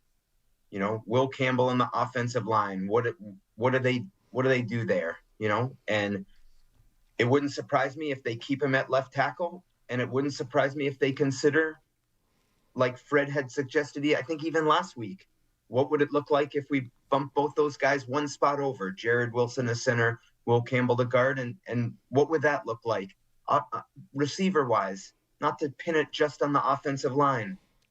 Are you explosive enough at receiver? Were guys getting open? Because there were times where I thought Drake had time. I think Drake is obviously fine. He was dealing with the shoulder. We learned that after the game. No excuses. But sometimes, guys, I wonder, like, he gets injured with the shoulder, and we reported out last week, the last 2 weeks, and I say to myself, sometimes, are we making too big of a deal of something, as a collective media? And in this case, in retrospect, absolutely not. The shoulder was a thing. When he said after the game that he got the pain-killing injection. So those are the questions. And I think the schedule, it's okay to say that the schedule, they caught some breaks. They played an easier schedule. It's going to be a lot harder next year. Like, I think that's okay. That doesn't diminish what they accomplished. I think it's just being honest. And that's not, so I think everything you said is fair. Yeah, thank you. I mean, people, people look at you as the most kind of composed voice about the Patriots, and it's nice that you make the point that it's not, a slap in the face to football to say that they didn't have a hard schedule. They still made. I mean, look, man, they were 4-13. No one thought they were gonna. Certainly, if you bet on them to make the Super Bowl and to win it, you would have made a tremendous amount of money. So they had a fantastic season. There's no doubt about that. This defense is really, really good, obviously. We said it before. This is a championship-level defense. So my question is, and this is, I don't know the answer. I'm not leading you in any direction. Do you, how consistent can this be? Like, what do you see from this defense coming back in terms of who's, free agents and age of players and everything? If you focus on offense in the draft, is this repeatable? Is this defense, because this defense played well against everyone. So, this is not a scheduled defense. This defense was an elite defense. Christian Gonzalez looks like he's, top 3, top 2 defensive backs in football. Is this something, given the way it's constructed, that they can repeat? Well, I think they can. I'm glad you said that about Gonzalez, because this is the first time in his career he's eligible for a contract extension. It's going to be expensive. And of the many takeaways from the game last night, I would say that was one decisive one. If anyone had any doubts that he's an elite corner, that he's worth paying, I think that this was a signature game for him. You got some free agents that you're going to have to address. Is Kayvon Chason back? He's a big part of that defense, Fred. Jalen Hawkins, is he back? Starting safety, had best season in his 6-year career. So those are some of the questions that, they're going to have to answer. But I do think the foundation is there. And I think they evolved into what I think, if I heard you right, you call them a championship defense. I think at points in the season, we could have said they were, and at other points we could have said they weren't. And so I think they evolved into that, and they'll have to build it. They'll have to get to that point again next year. But I think the foundation is there for that to happen. Yeah, certainly very exciting, that defense. And you think, Carlton, that secondary, you mentioned Jalen Hawkins, but you think that secondary with age and everything.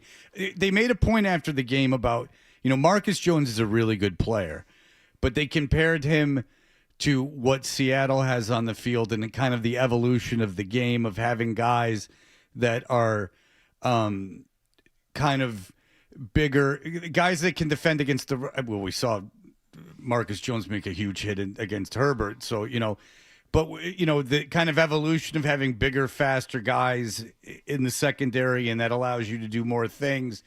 You think the secondary as constructed, that even if it's the same, you think this is replicable?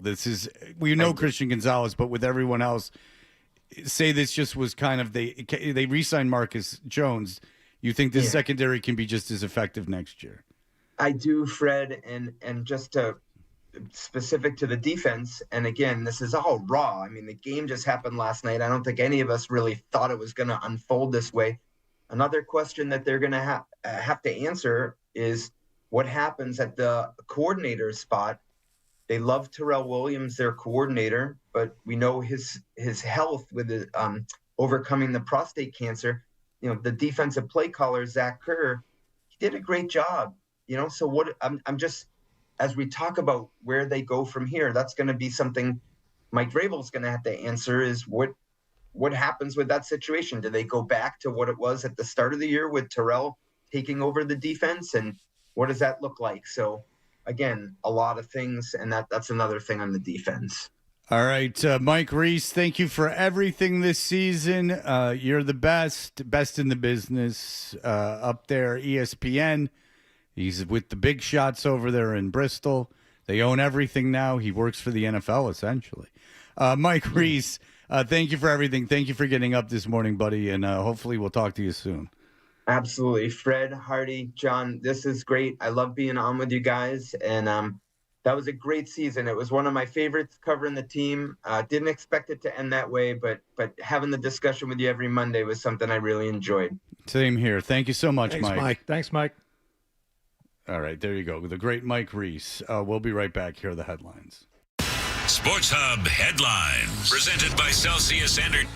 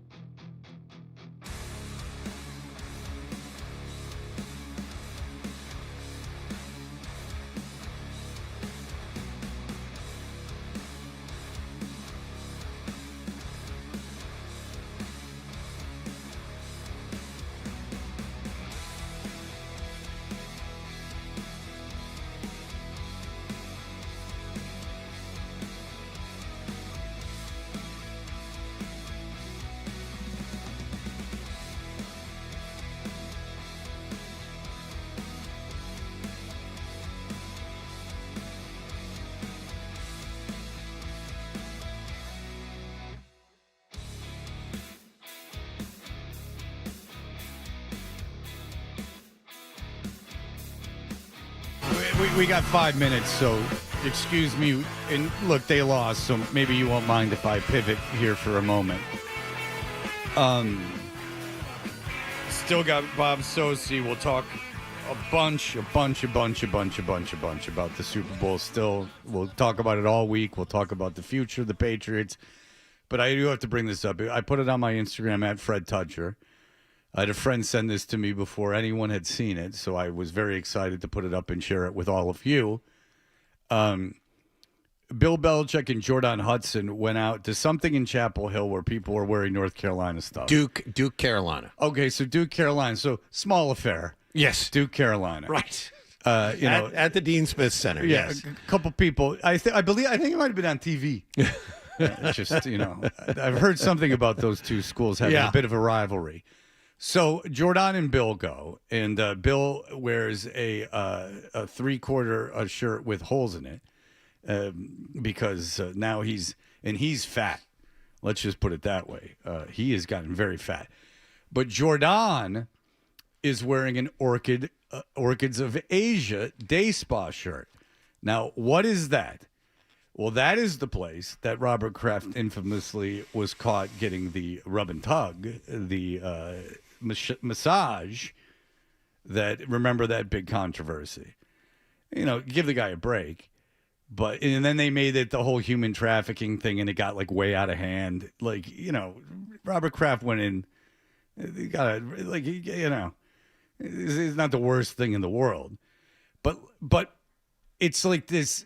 And Bill's sitting next to her, so I don't think Orchids of Asia made shirts to go around and advertise their rub and tug business. No.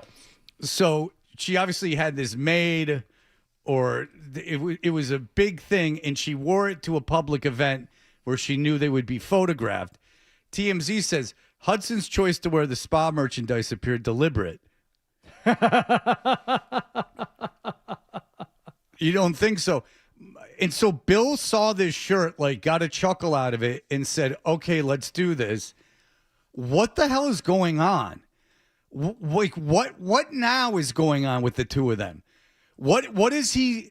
So now he's ripping on Kraft for getting busted for the rub and tug years ago? Yes. So what's his deal? What the hell is going on? And how, if you ever defended him in all of this, what is the defense now? Because it's unless Kraft didn't keep him out of the Hall of Fame, obviously, because Kraft didn't make the Hall of Fame. It's because they made the Dynasty movie years ago. No, the hell's going on with the two of them? It's still fallout from Kraft putting the kibosh on him getting the job in Atlanta. They're still scratching that That's itch. right. That's his fault. Yeah, right. yeah. So right. And now is the perfect time to strike. So you know what they say about revenge, Fred? Best served cold. Years later. Belichick is such a moron. He is such a moron. First of all, if this was just a shirt that someone had on, like an ex-player like Ted Johnson or someone who's pissed at the organization, sure, it's kind of funny. Yeah.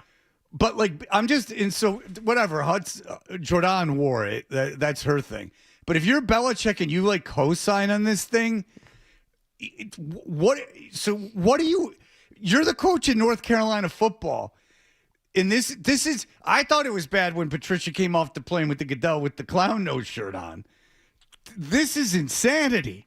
The hell is he doing? He was think about this. He didn't get into the Hall of Fame, and he became more praised in the last week. He was a sympathetic figure for a week. All the crap that he's gotten, all the criticism he's gotten justified, but him not getting into the Hall of Fame, only the positives came to light. That lasted a week, and now here we are. He's ruined it. His girlfriend has ruined it. So that's a funny thing if your girlfriend, he's a fat old piece of garbage. And by the way, let's be honest, this is no prize. The idea that he has given his life over to this woman, even based on physical beauty, is a bit of a stretch. But John, you make a good... But just real quick, if Yeah. she shows up at the house one day, you come home from work and she's wearing an Orchid of Asia spa shirt, you laugh and you go, oh, that's funny. Where'd you get that? Oh, I had it made. It's another thing to wear it out to Duke, North Carolina, when you coached the North Carolina football team. Millions of people. Millions are watching this. He's the coach of the team of the school. I know. So now they're going, hey, look, like prostitution thing, everybody. He's bitter at his old boss. This is how he behaves at a school event, right? And if the management and the athletic director, what's his name, Bubba Cunningham, I believe it is. Yeah, something seriously. illiterate sounding. Yes. If they had like any feelings about Bill postseason, like, man, that did not go well. What are we doing? Oh, you know what? This is actually good now for the reasons you just stated, John. He's now kind of a sympathetic figure, and there's some goodwill built up. This is why we him. hired him. He's an amazingly decorated head coach. He's in charge of our program. And now we've got people actually in his camp for being slighted, and we're lucky. Yes. We're lucky to have him. Oh, take a look at this. All week. That lasted 1 week, and now they're back in the dumper. It's amazing. And it's all her. She just makes his life incalculably worse. Yes. Now, I will say this.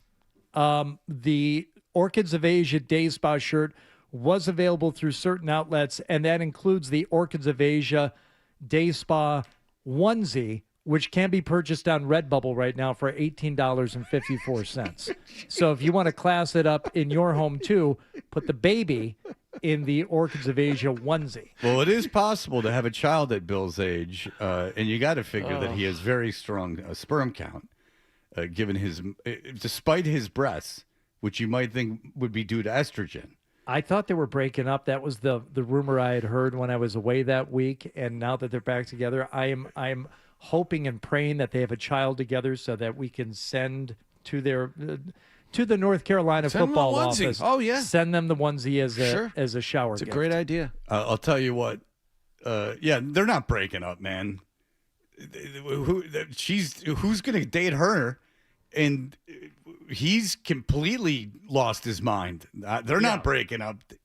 They're in it for the few years he's got left.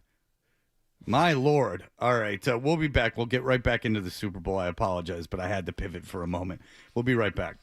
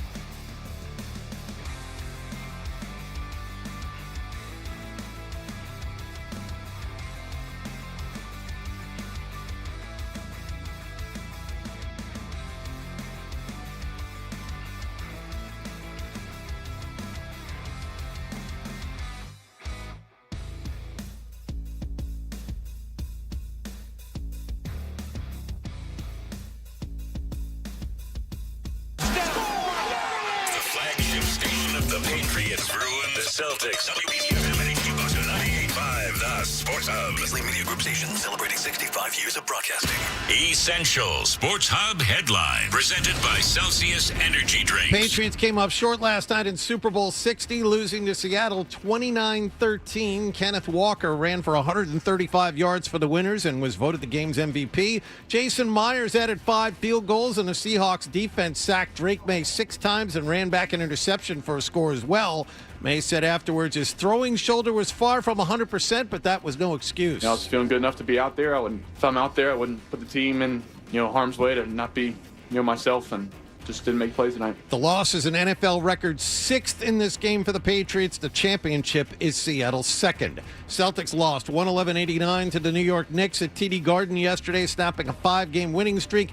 Jaylen Brown, 26 points for the Green. Jalen Brunson, 31 for New York. Also, ESPN reported yesterday Jason Tatum has progressed to controlled 5-on-5 work with coaches, but there's still no timetable for his return. In hockey news, the U.S. Olympic team will open up their schedule Thursday against Latvia. Yesterday, the Bruins' Charlie McAvoy was named an assistant captain. Breezy Johnson won the first gold medal at the Games for the U.S. yesterday. She won the women's downhill. 41-year-old Lindsey Vonn, though, crashed on her run and broke her left leg. Red Sox pitchers and catchers are reporting to Fort Myers this morning. And BC plays BU in tonight's Beanpot Final at 7:30 at TD Garden. Sports Hub headlines are brought to you by the 99. This Friday through Sunday, treat your sweetheart at garlic, shrimp, topped salmon, or slow roasted prime rib. All you need is love and the 99. You gotta love the nines. I'm John Wallach on Boston's Home for Sports, 98.5 The Sports Hub. Your next update at 8:30. Diving effort. He's got a breakaway. To the backhand. Throws it in front. Coming to the spot. The Sports Hub. Hey, listen, if you've got to go, we understand, but make sure you bring the Sports Hub app with you so you can hear more of Toucher and Hardy. That's what I want on my tombstone. On the Sports Hub. Around the NFL with Toucher and Hardy. Hit somebody.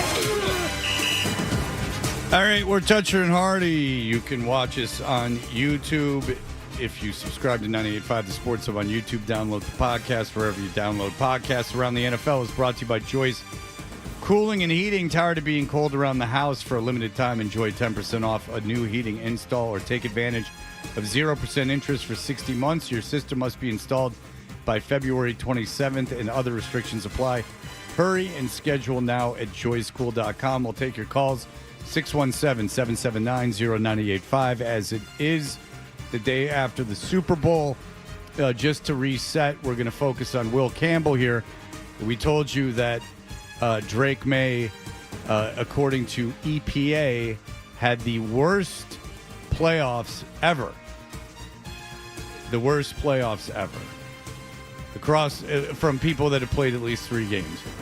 Or one of the worst playoff runs of all time. Statistically speaking, it's the worst of the 21st century. Across 4 games, May's drop back lost a total of 29.6 EPA, which we all know EPA.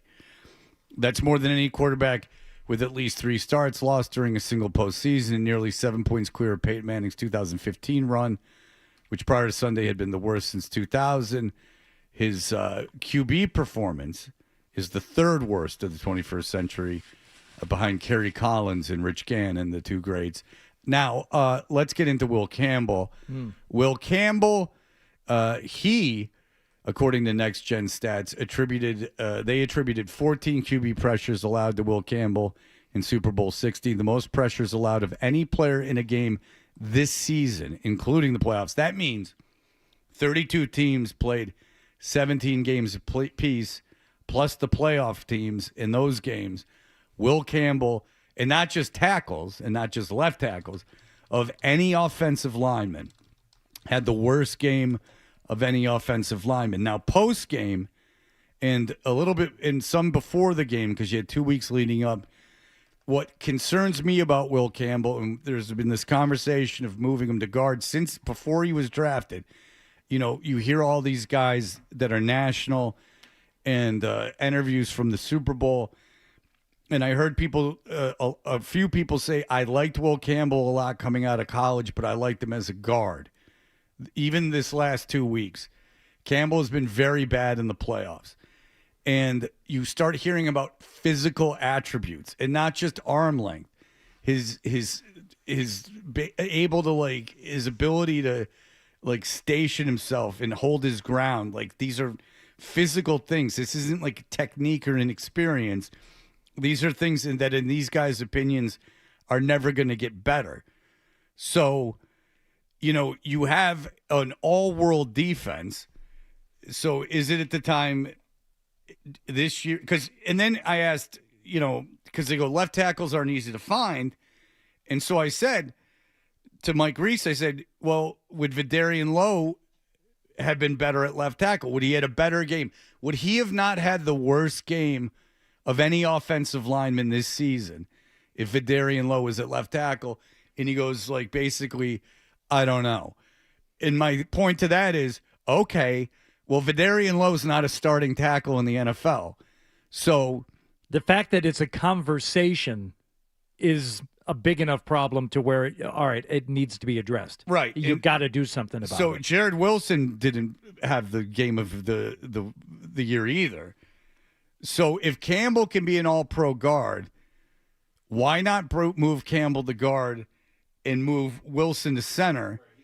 Where he was really good, which is what he was drafted as, by the way. Right. And then the third round. And then again, okay, so tackles don't grow on trees. Well, if he was the worst of any tackle or of any offensive lineman, then anyone you put in there would have been better. Remember the Chargers and that disaster? A guy voted for Herbert for MVP because of the loss of their tackles. They played better than Will Campbell played in the Super Bowl. And this isn't just one game. Will Campbell was atrocious in the playoffs. How many times have you been watching games over your 70 years on the planet, John? Yes.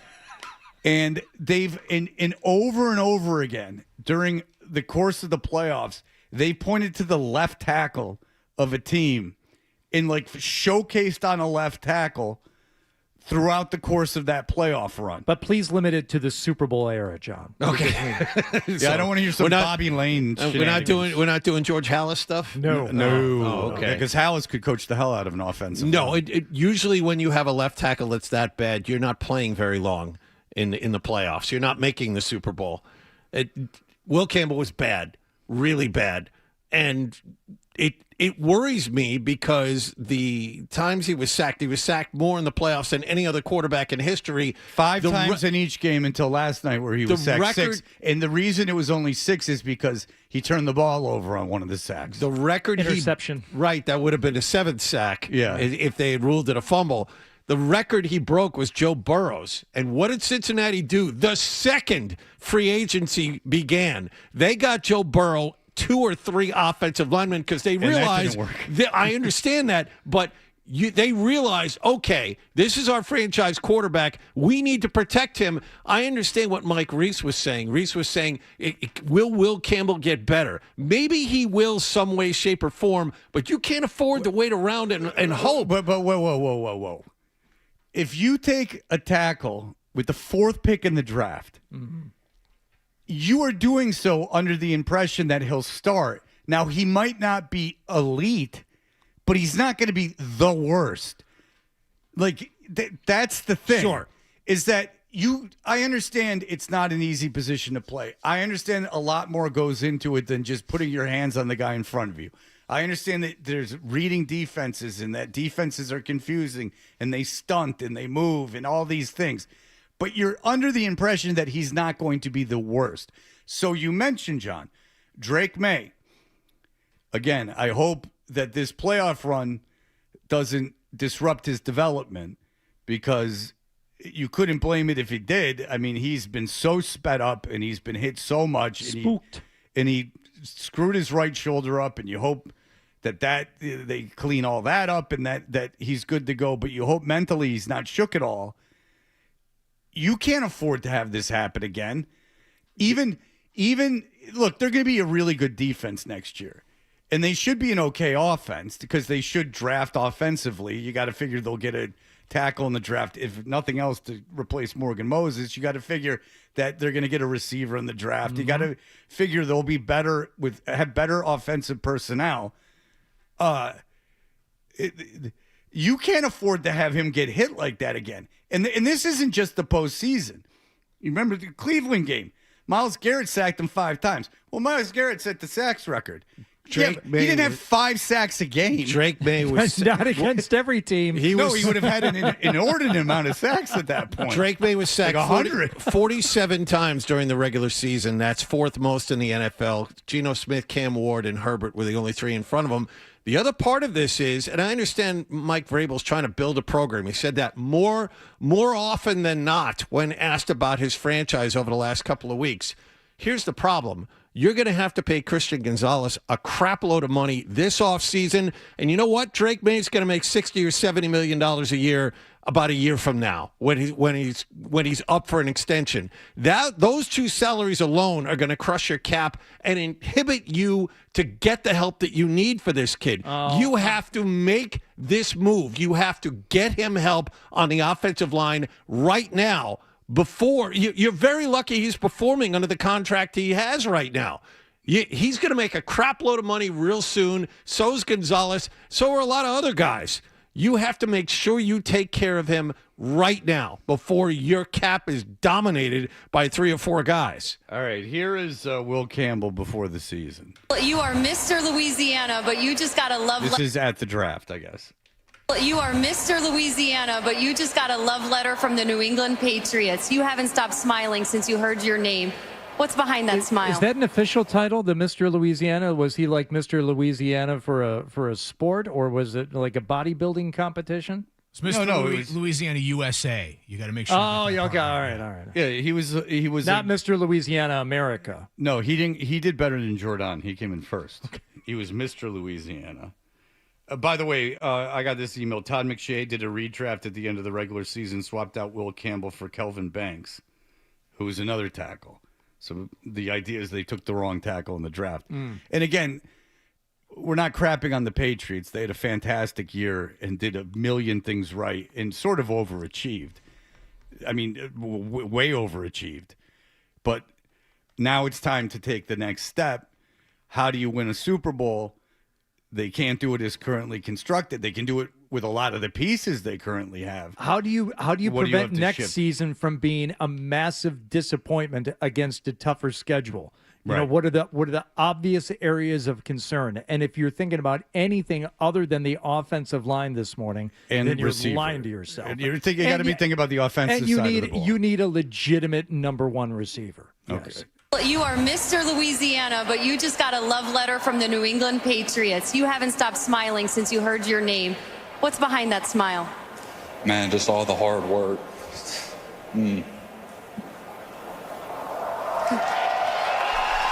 Congratulations.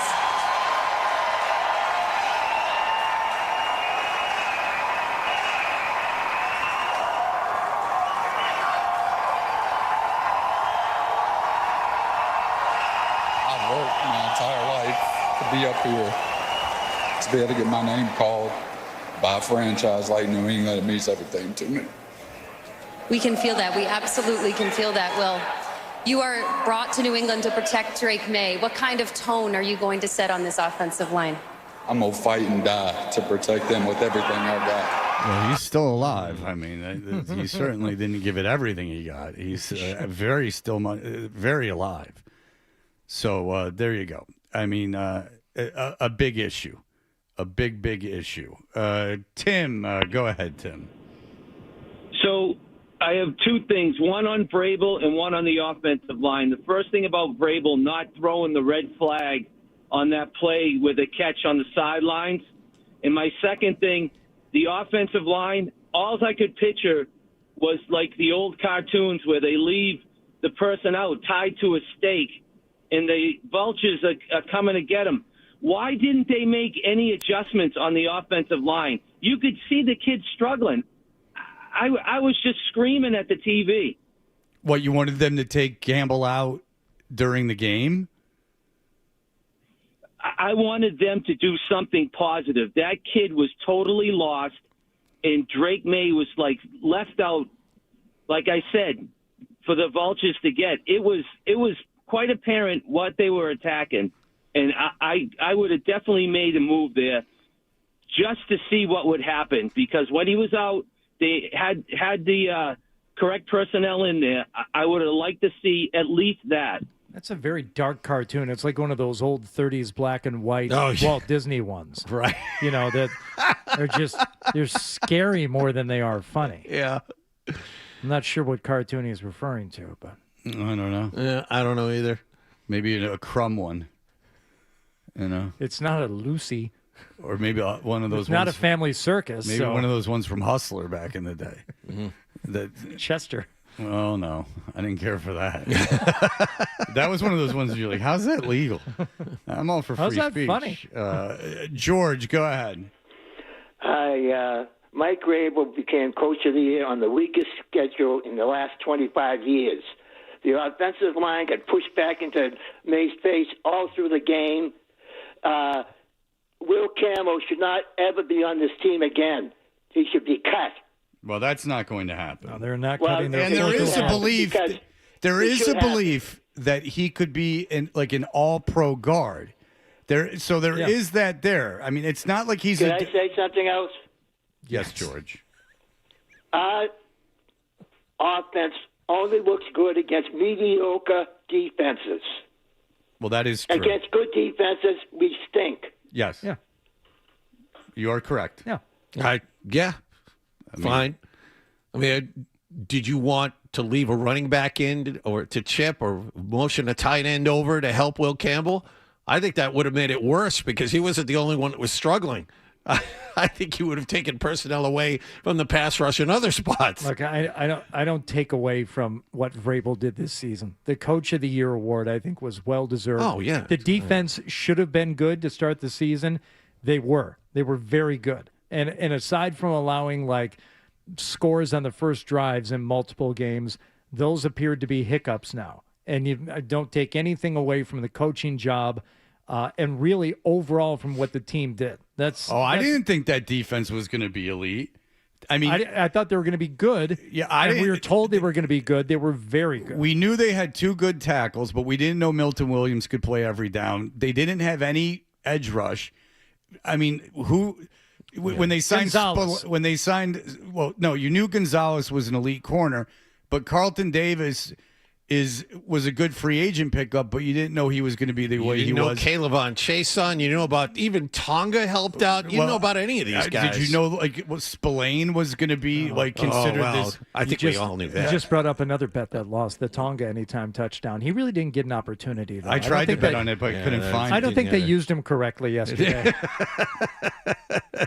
Yeah, if they put Tonga in, he could have at least helped out. They could have just put him next to May and put him behind Campbell. Just let him sit there. We all knew Spillane was going to be great, though. We all knew Spillane was going to be I mean, if you look at the names on this defense, outside of Gonzalez, Williams, and Barmore, you didn't know. Yeah, you had a rookie at safety. You got rid of your two starting safeties from last year. Yeah, the rookie at safety was great, and he wasn't a top, one of the top couple rounds. I think he was a fourth-round pick. I think you're right, yeah. So the defense is elite. It overachieved, and if you look at the names. And they got better. And they got better throughout the season. They played very well yesterday, obviously. And if you look at the names, they're not losing a lot. And the elite players on this defense are still younger in their prime, so their defense should be excellent next year. Except for the Pittsburgh game, they didn't beat themselves this year. That's the thing. When Vrabel took over, he said, I'm not sure we can take advantage of bad football. They took advantage of bad football. They beat all the teams they were supposed to beat. That's a massive step forward from where they were in the last couple of years. Yeah, I mean, you don't win 14 games by accident. Their schedule was easy, but you don't win 14 games by accident. We're just talking about the holes that have to be filled next season against better competition. Yeah, that's the thing we all learned last night is there is a long way to go between the Patriots and a championship. They can beat decent teams, but they can't beat elite teams. And I think we learned a little bit in that Denver game is that you were playing against a bad quarterback that hadn't played in years. and you won that game 10-7. I think we learned a little bit about the offense in that game too. That was no heroic effort in Denver. So you really had two pretty pathetic offensive games in a row, and May played, historically bad in the postseason. Get yourself an elite wide receiver, draft an offensive lineman or two, go to work. That's the side of the ball that needs a crap ton of help. Yeah, edge rusher would be a luxury, but all right. 617-779-0985. There should be a bunch of phone calls. This is the day after the Super Bowl. Let's go. Can I say something else? That reminded me of Rochi the other day. I wasn't. Can I talk now? I wasn't even arguing with him. I was trying to have a conversation. I know. All right, 617-779-0985. Let's go. Let's start talking about the Patriots.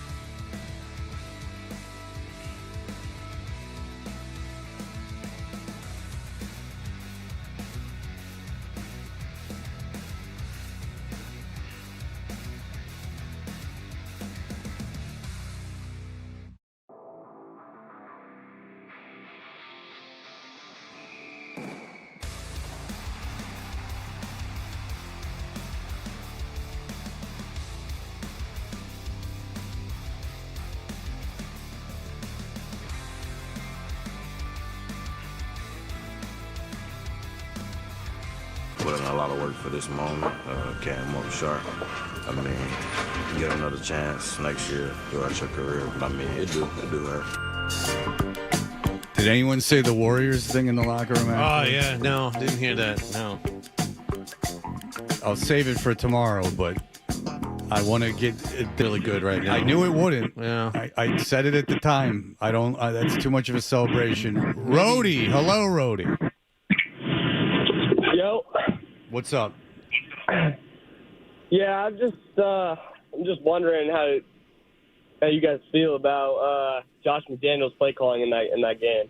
All right, so I was listening to the experts talk about it, and there was. First of all, apparently you can't throw over the middle against that defense. Like all this idea of like quick cross is not happening. Like they with the 5 defensive backs in that zone they play, you cannot throw it in the middle of the field. Now they let them, obviously, at the end of the game when they were up by a ton. Missed a couple of throws when they let them, and missed a couple of throws when they went like that overthrow to Hooper when they had scored after they had scored the touchdown. Stopped them. Seattle picked up a first down on their first possession, first play of that possession, but then 3 and out after that. You get the ball. You're deep. By the way, the punter for Seattle was insane. You're in your own end. You got Hooper wide open. That goes to the 50, 45, 50. Yeah. And now you're cooking. And now, oh wow. We could make this 14-19, I believe, at the time. It would have been, yes. I mean, and he missed that. May played very poorly. But, and then there's talk about, like, you can roll them out. You can do things like that. But if you roll them out, then you're really getting – and with his shoulder and everything, you're getting rid of one side of the field completely.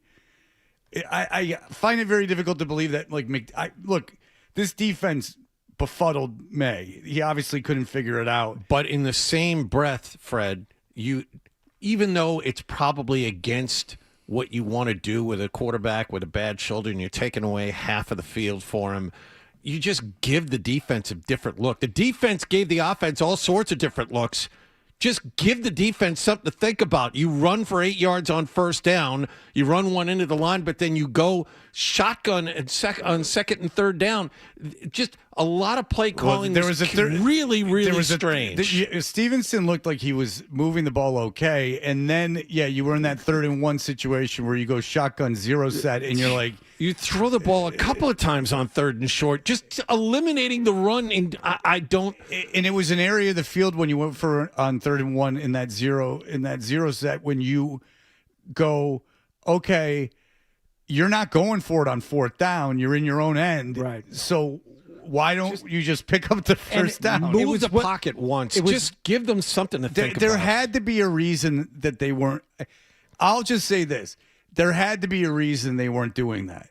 Like, I don't think McDaniels forgot that May's mobile. Maybe he thought May could run. It was better positioned to run for run, if it was straight dropbacks. I don't know. Play calling was very vanilla for a guy who is very creative. But he also had a quarterback and an offensive line that couldn't perform. So look, McDaniels, I'm not saying he had a great game, but I'm just saying that I don't know what you could have put on May's shoulders in that situation because he seemed completely out of sorts from the beginning, and your offensive line couldn't figure out anything anyway.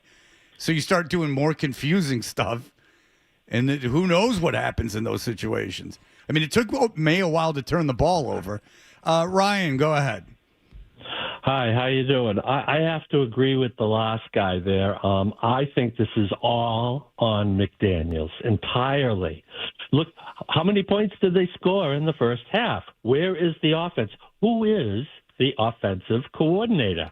His plays, like you were just alluding to, so predictable. First down, he's running into the line, and I understand why he's... Yeah, I honestly... yes and no. He's got to mix it up in a way so that it's not so predictable. Look at the last game with Denver. What was that last play where May had to call it on his own and do that unpredictable spin around and get the first down to win the game? Well, didn't he override the call? I'm not positive you overrode the call on that. I don't think he did, but It was one of the things I was worried about though last week. Like if the run game got stuffed early, and I don't know what else you're going to do. The Seattle defense did not look like one that was going to be fooled by Ramondre Stevenson if he somehow turned him into a guy who was going to bounce off the first contact and run to the outside, which he's not going to do in the first place. Seattle would have been ready for it. And they tried a couple of things with Travion Henderson that didn't work either. But they tried to get a home run out of him. Yeah, the fact that they did at times abandon that's what I was afraid of, because what you needed from Ramondre Stevenson was to get loose and just break off for even 15, 20 yards, a couple of... Well, that's what Seattle did. Yeah, Seattle never gave up on the run. And it happened once for Ramondre, but they needed that to happen. And it did happen unpredictably throughout the season, where it looked like they're just running him like right into that right guard, right? And he was going nowhere. But all of a sudden, either McDaniels or somebody saw something and said that's exploitable, and they never got a chance to exploit that yesterday, and they eventually went away from it. I mean, Stevenson had 7 carries. Okay, but can I give you an example of why this was happening to defend McDaniels a little bit? I'll just give you their first drive. Stevenson up the middle, 6 yards. Stevenson up the middle, 2 yards. Stevenson goes for 7 yards, first down. Douglas for 8 yards. Stevenson right tackle for 4 yards. Now it's 1st and 10 at the Seattle 45. What do you think happens? Pass, and what happens? May sacked. Touchdown. Right. May sacked. Oh, no, the first drive, no, it wasn't a touchdown. Now it's 2nd and 20. So, like, when your quarterback is getting sacked 6 times, it's kind of hard to run the ball because you're putting yourself in 2nd and 20s, 3rd and 17s. That happened. That did happen more than once. Well, I mean, I can give you. Okay, here we go. You want the second possession of the game? Yeah. All right. This was May the pass. May goes deep to Booty for 21 yards. Right. They're on the Seattle 43. Henderson up the middle for -3 yards. May short pass to Henderson for -2 yards. May sacked for -10 yards. I mean, nothing. And Vrabel even said it at the half when they talked to him. He's like, we're getting into tremendously disadvantageous. So whatever the term is. Disadvantageous? Thank you. Mm-hmm. I mean, we could just go possession by possession, man. Like, not a lot of opportunity to run the ball. But at the same time, if you don't give up on the run, that gives you the opportunity for a play-action pass. If you're 2nd and 2 and you want to pass the football, obviously the shotgun is not working with the draw play, so you operate from under the center. How about a play-action pass? We go. All right, Steve. So last possession of the first quarter, Stevenson up the middle for 5 yards. May incomplete to Henry. Stevenson up the middle for no gain. So they tried, and it wasn't working. So first possession of the second quarter. Henderson right tackle for 3 yards. What happens next? Sack. -10 yards. Now it's 3rd and 17. Let's move on. Stevenson right end for 3 yards. May incomplete to Hollins. May to Douglas for 9 yards. Stevenson on first down for 3 yards. May incomplete. Then there's the Campbell penalty. Now it's 3rd and 12. Again, not ideal. Like, let's... Can't run Ramondre up the middle there. So, yeah, when you're getting sacked 6 times in a game, very difficult to establish a running game. They did try that delayed handoff to Travion Henderson. That was cute. That shotgun draw did not work at all. At all. Oh. So you're saying, get back to what you just said, Hardy. They didn't operate with the quarterback under center because they didn't think that May would have enough time to drop back? No, when you were calling for play action. That's what I'm saying. So they wanted to make sure they stayed in shotgun to give him an opportunity to see the field? Third quarter, Henderson for 9 yards. Look at this. Henderson for 9 yards. It's 2nd and 1. Yeah. Yeah. Henderson up the middle for no gain. Okay. That was out of the shotgun, by the way. That might have been the delayed handoff. He was just talking about. It's 3rd and 1. This is the 3rd and 1 where they went 0 set and May incomplete to Douglas. So that was a mistake. Douglas open, too. But they tried to run for it and couldn't get it, so maybe McDaniels said, we can't run. Next possession, May sacked. May they pick up 8 yards. So now it's 3rd and 4.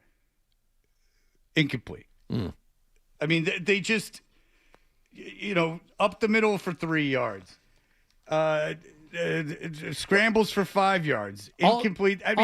All is a way to say a lot of this is 3rd and 6. May sacked for -7 yards. I mean, just were you screaming at your TV saying, McDaniels, what are you doing? No, neither was I. No, and because I'm not saying it this morning either. Unlike the caller who again quoting him, puts it all on Josh McDaniels. Yeah, that was a bit much. I said earlier he wasn't the main reason they lost. So 4th quarter they score, then they get the ball, and then they're moving the ball, and May throws that interception, and then it could turn. Then it's 22-7, and now you can't run the ball. So what are you going to do? I mean, your quarterback got sacked 6 times, and then he's turning the ball over all over the place. I can't put that on McDaniels. I can't. Just go through the game.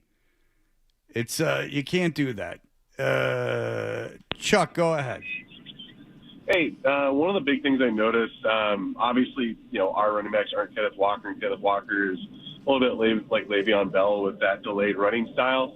But Travion Henderson missed multiple cutback lanes, and Will Campbell's got to go to guard. This is just absolutely insane that he kept him out there. You had to make a change at some point just for something to be better. And so Mike Vrabel not changing that, I think, is him being too much of a player's coach. I don't want to get on it too much, but, obviously you didn't run down their throats enough to tire them out on the defensive line, and then by the end there, you're chucking desperation throws downfield. Yeah. But I'm telling you, they tried to run, and they couldn't. And then they got in positions where they couldn't run because they're 3rd and 45 because May got sacked a million times. And then he started turning the ball over. Yeah, and as much as we wanted to feel and Patriots fans wanted to think that as a team they could go out and win this thing, I think it put under the microscope the fact that in order to win a Super Bowl against a defense like that, you need at least a truly elite offensive player. Yeah. And the way Drake May has been playing, he's not it. Seattle had one. In their running back. They had an elite offensive weapon. Patriots did not have that. And if you really want to, sky is falling. They do not have it. If you look at what Drake May did in the postseason, you're like, okay, not quite there at least yet. And I don't think anyone is going to debate the fact that he doesn't have a truly elite weapon out there. It's tough to win like that against a defense that Seattle has. Okay.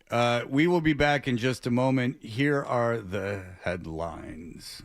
Sports Hub headlines. Presented by Celsius Energy Drinks. Seattle Seahawks won their 2nd ever Super Bowl. They beat the Patriots in Super Bowl.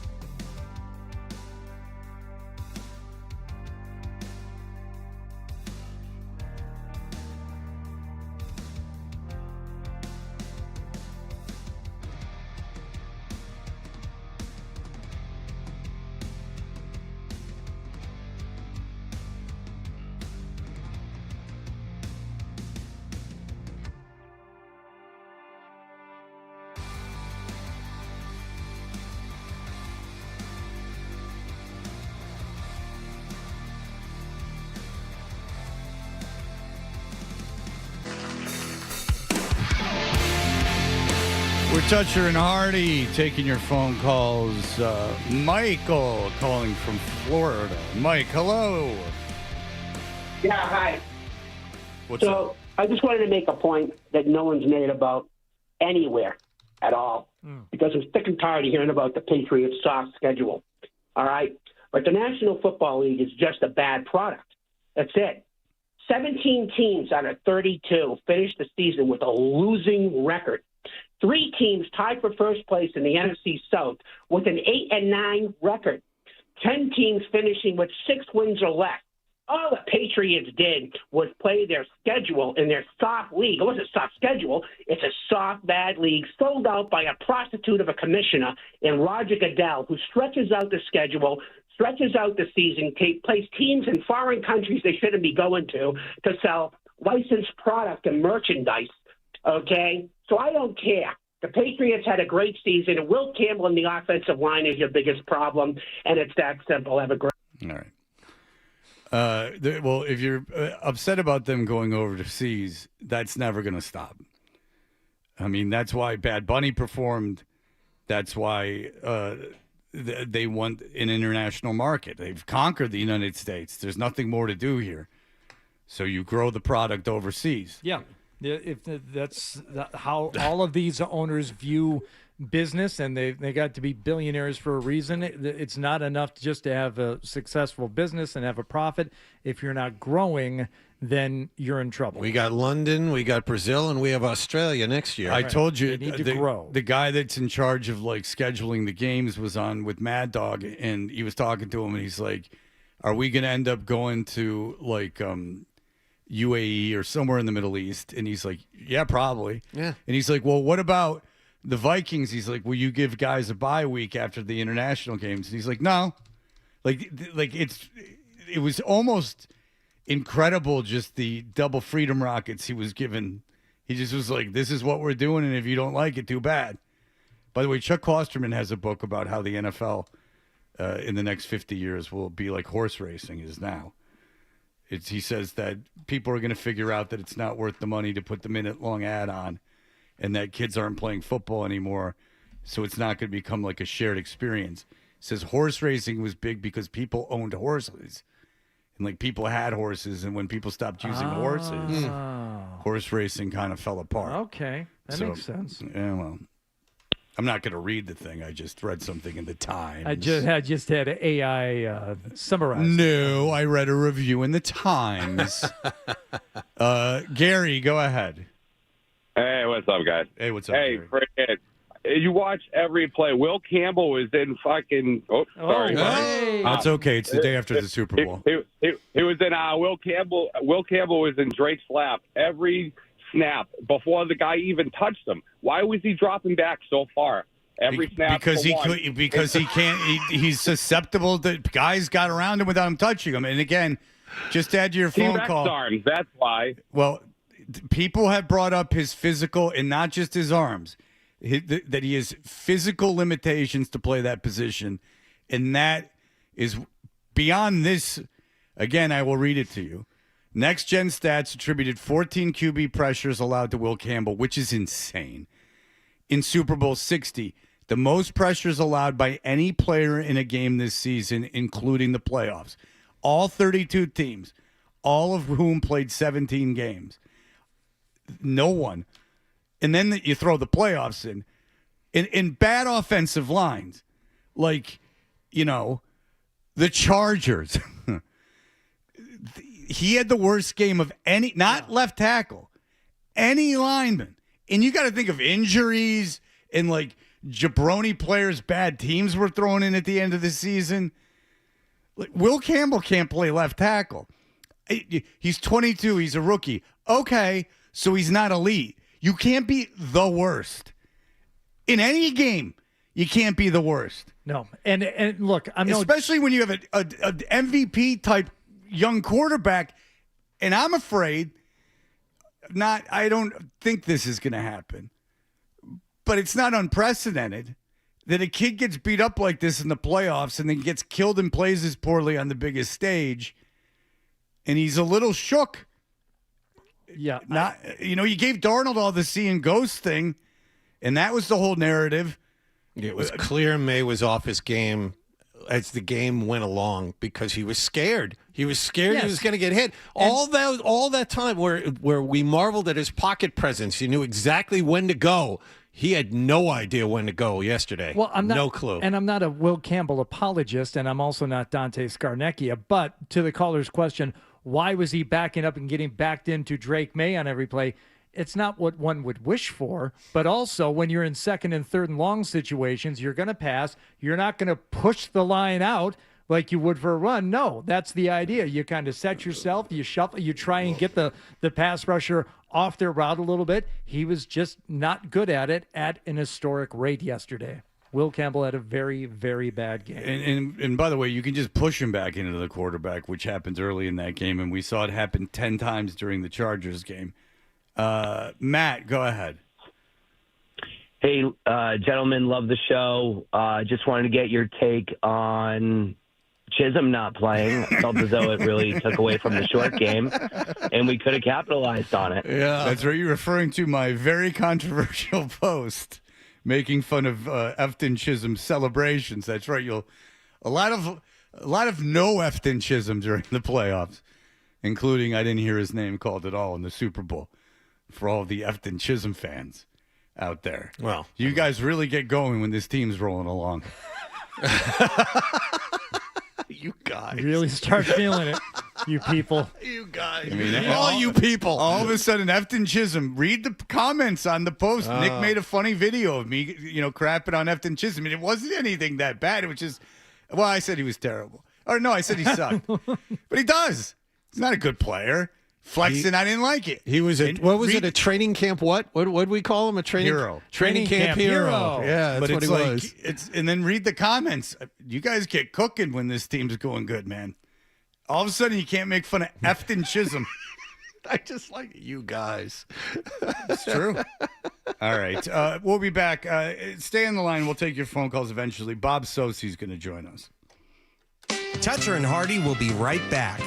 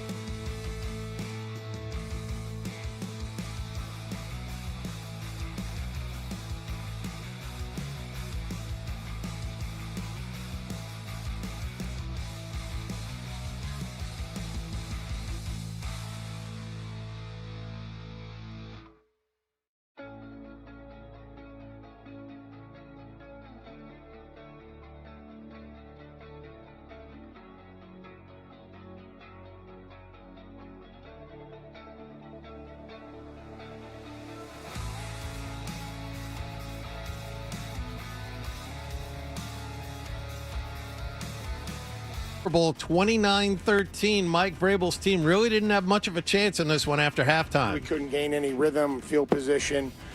We got to get into drives better offensively. Defensively, we've been really good against the run lately, and we weren't. Drake May threw for 295 yards and a pair of touchdowns, but a lot of that came after the game was out of reach. He was also sacked 6 times and turned the ball over 3 times. Seahawks got 5 field goals from Jason Myers, an interception return for a touchdown, and a Sam Darnold touchdown pass. Kenneth Walker ran for 135 yards for the winners. He was voted the game's MVP. Celtics lost to the Knicks at TD Garden yesterday, 111-89. Jaylen Brown, 26 points in the loss. Celtics host Chicago Wednesday night. ESPN is reporting Jason Tatum has progressed to controlled 5-on-5 work with coaches. There's still no timetable for his return. Bruins defenseman Charlie McAvoy named an alternate captain for the U.S. Olympic hockey team. They start Thursday afternoon against Latvia. Red Sox pitchers and catchers are reporting to Fort Myers this morning. And the Beanpot Final begins at precisely 7:30 p.m. Eastern Time tonight. It's at TD Garden. BC plays BU.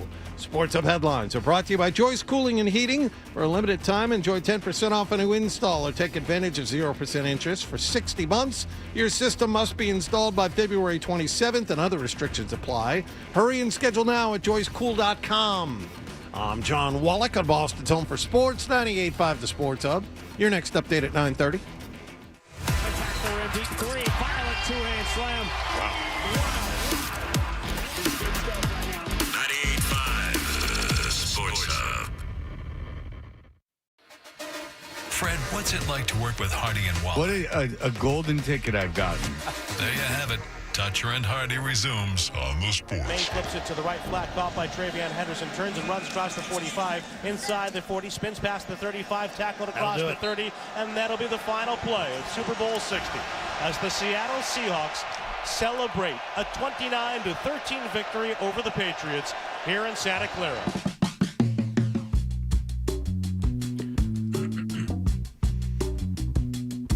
We are Toucher and Hardy. You can watch us on YouTube. Subscribe to 98.5 The Sports Hub on YouTube. Download our podcast wherever podcasts are available. Bob Sosi is the voice of the New England Patriots on the 98.5 The Sports Hub Patriots Radio Network. Bob Sosi's hot takes are brought to you by Bigelow Tea. By now, you should know Bob starts every game with his favorite Bigelow Tea, no matter how hectic your day gets. Be sure to grab a mug of Bigelow Tea and tea proudly. Bobby, hello. Thank you for getting up, sir. Hey, good morning. I barely went to bed. Yeah, I can imagine. Good to be with you guys. Was there a party last night? There was. Win or lose, there's a Super Bowl party for each team. Obviously, it doesn't have quite the same energy or excitement as a victory party, but nonetheless, it was a good event. Post Malone, Nelly, 21 Savage among the performers. And I would say that, it was well attended overall. Patriots brought a lot of fans out here, not as many as Seattle, but those who came. When I talked to a number of them just walking around the party afterwards, I think the sentiment was pretty consistent for a lot of people. That really was a fun ride through this season, entirely unexpected. Disappointing night, but nonetheless a fun experience. Yeah, no question that it was a great season, an unexpected season. There's no question this is an elite defense. I do want to ask you some questions about your feelings about a couple players.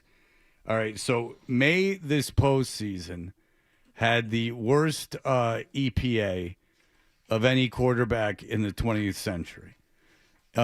He took 5 sacks, at least 5 sacks against everyone they played in the playoffs. He fumbled 7 times. He threw 4 interceptions. He had 86 yards in the AFC Championship game. I understand weather was a factor, and they intelligently decided to just kind of kill clock during the blizzard that was happening.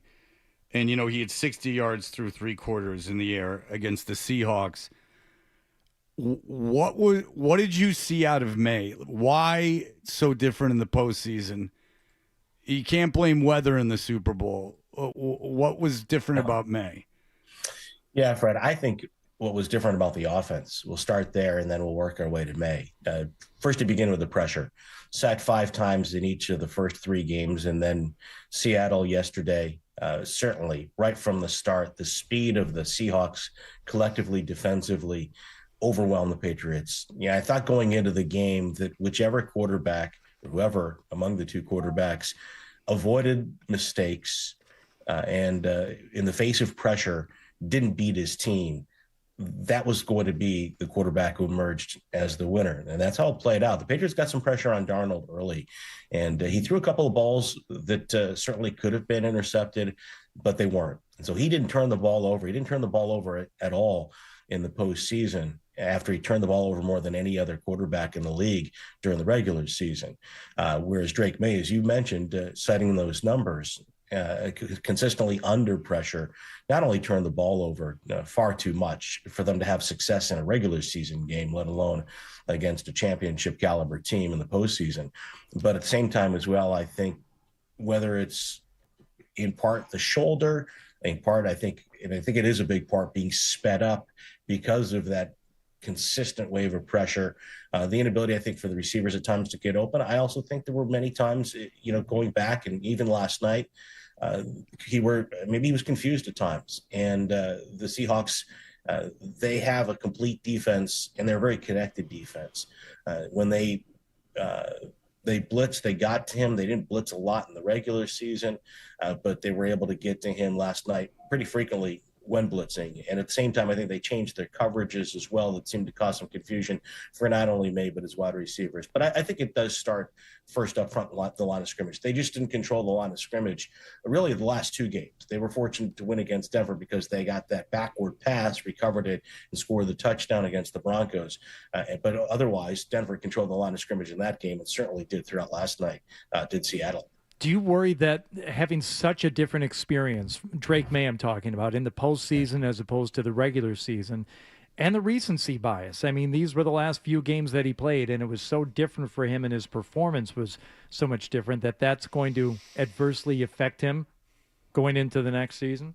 Hardy, I would say I don't think so because of the way he was able to come into year two and have such a great regular season after, basically running for his life often last year and not, having a consistent performance really in any game. I think when you go back to his rookie season and the struggles that he had a year ago with all the adversity that the Patriots faced and with the lack of protection, the lack of receiver separation in 2024, and he came back from all of that and had a great regular season.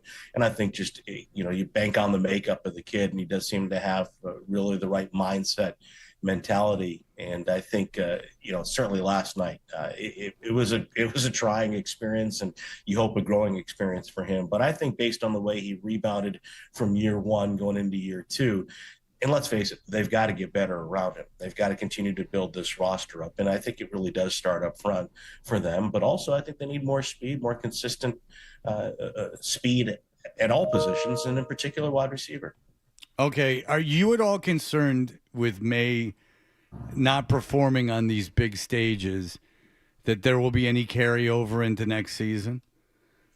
Well, I think there's always a concern, Fred, for players on the Super Bowl stage specifically to experience that Super Bowl hangover.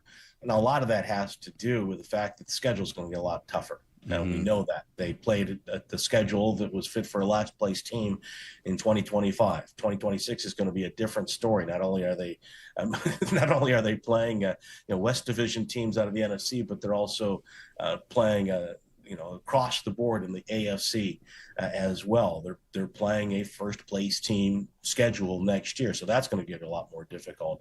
Teams are going to see what Seattle did and what Denver did, and certainly borrow from Houston as well as the Chargers. They're not going to have the same personnel, but they're going to borrow a lot of those things defensively to try to confuse him and the Patriots. I think it is a concern how much of one at this point. I'm not overly caught up in that for Drake May. I think for some other guys, that's certainly a possibility. And I think there are a lot of questions for this team in the offseason now they have to answer regarding guys who really had career years or guys who really filled in admirably with what they were asked to do this year, that going forward, may not be in the Patriots' future plans or in their best interest going forward to try to maintain success and consistency and remain, atop the AFC East division. Well, who do you think specifically? I mean, if you don't mind, I assume you're talking about some offensive players who had better than expected performances out there? Who do you think they might say, you know what, it was a nice year you gave us, but going forward, we really can't see it working? Yeah, Hardy, I think you take a look at the offensive line, for example. Morgan Moses, was on a very rigid program in terms of the management of his usage going back to the summer, where they gave him a lot of time off, or at least, brought him along cautiously to get him ready for the season. I'm thinking more along the lines of the Efton Chisholms of the world. Bob. Hardy, fan favorites. Well, I think a guy like Chisholm is somebody that fits it. But I was going to say, I think Moses, I think Bradbury at the center position, he was a good leader for them, and a guy that was great for us in the media. But those are guys that are veteran players. And I think they have to shore up the offensive line. And what do you do with Jared Wilson? Do you keep him at left guard and try to develop him there, or do you see him as a future center, which seemed to be the idea when they drafted him? And all right, let's work our way out to the receiver corps. Whoa. Yeah. You just glossed right over Will Campbell. I knew you were going to go there. Well, move everyone over to the left. You had the right idea. Wait, whoa. If you're moving left guard to the center, how about the left tackle? I will the read left you guard? this if you were unaware of it. I'm gonna read you this. You might be aware, you might not. NetGen Stats attributed 14 QB pressures allowed to Will Campbell in Super Bowl 60, the most pressures allowed by any player in a game this season, including the playoffs. That's 32 teams playing 17 games apiece, plus the playoffs, plus the 5 offensive line positions. That's a lot. A lot of games from a lot of players. And he was the worst.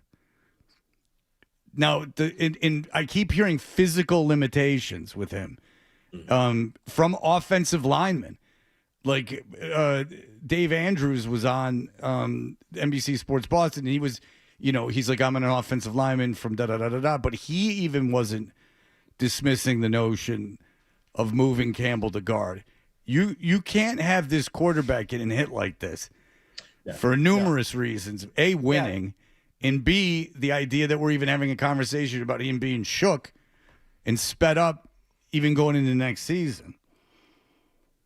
Yeah, Fred, I think it's a question they have to address. There's a couple of things that we don't have the answers to, and they're not going to have the answer to one of them, until it happens or doesn't happen. But I think for one thing, and this is not to excuse the poor play, because he did not have a good postseason whatsoever. And I think, not that I know offensive line play, but I think a lot of the coverage and characterization of his play during the year was based on what people who I believe thought he was the left tackle to start. What they I don't want to say they were take committed, but I think that definitely factored into a lot of the way. You're saying that people went in with the notion he's a left tackle, and that was kind of influencing their analysis of him. I think in some parts, yeah. I think right.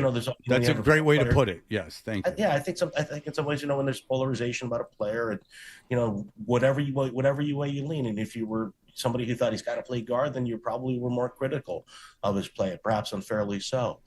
So I think that has to be out there. I think the thing about, you don't know about the health. He had the knee injury late in the year, and he was able to come back from that. Maybe there was some limitations. And again, that's a question they only internally have the answer to. You still shouldn't be the worst of everyone ever. No, but I think you do, at least have to get that out there. No, I know, but still the worst of everyone ever. Yeah. It's like maybe you shouldn't be playing that. Bad title. Because then if you were the worst of anyone ever, that means anyone you put in instead of him that's on an NFL roster conceivably would have played better than him. Well, and the other part of it too is it also tends to fall in line with those limitations that you described, that you talked about or you alluded to. Right. The short arms and I think the lack of strength too. That keeps being brought up, and that's not like something you can work out. That's just my own. No. Just when I hear linemen saying that, I heard the same things you did, Bob. Thank you. Lack of strength. I had forgotten that. I kept trying to put it as like his base, but yeah, there's like, does he have the strength to have that, to hold that position? And you took him really high, and you took him way too high to take a guard, but you can't be too proud because everyone seems to think he could be an all-pro guard. Yeah, you can't think like that now. Right. Yeah, I don't think you can. No. Yeah, you can't be too proud. You're too good a team. Yeah, with this too good a is- quarterback. If you're building a to be too program proud to and do you have that. your franchise quarterback now spooked at his blind side, you got to fix that problem now. I understand about building a program, but you got to save your franchise here.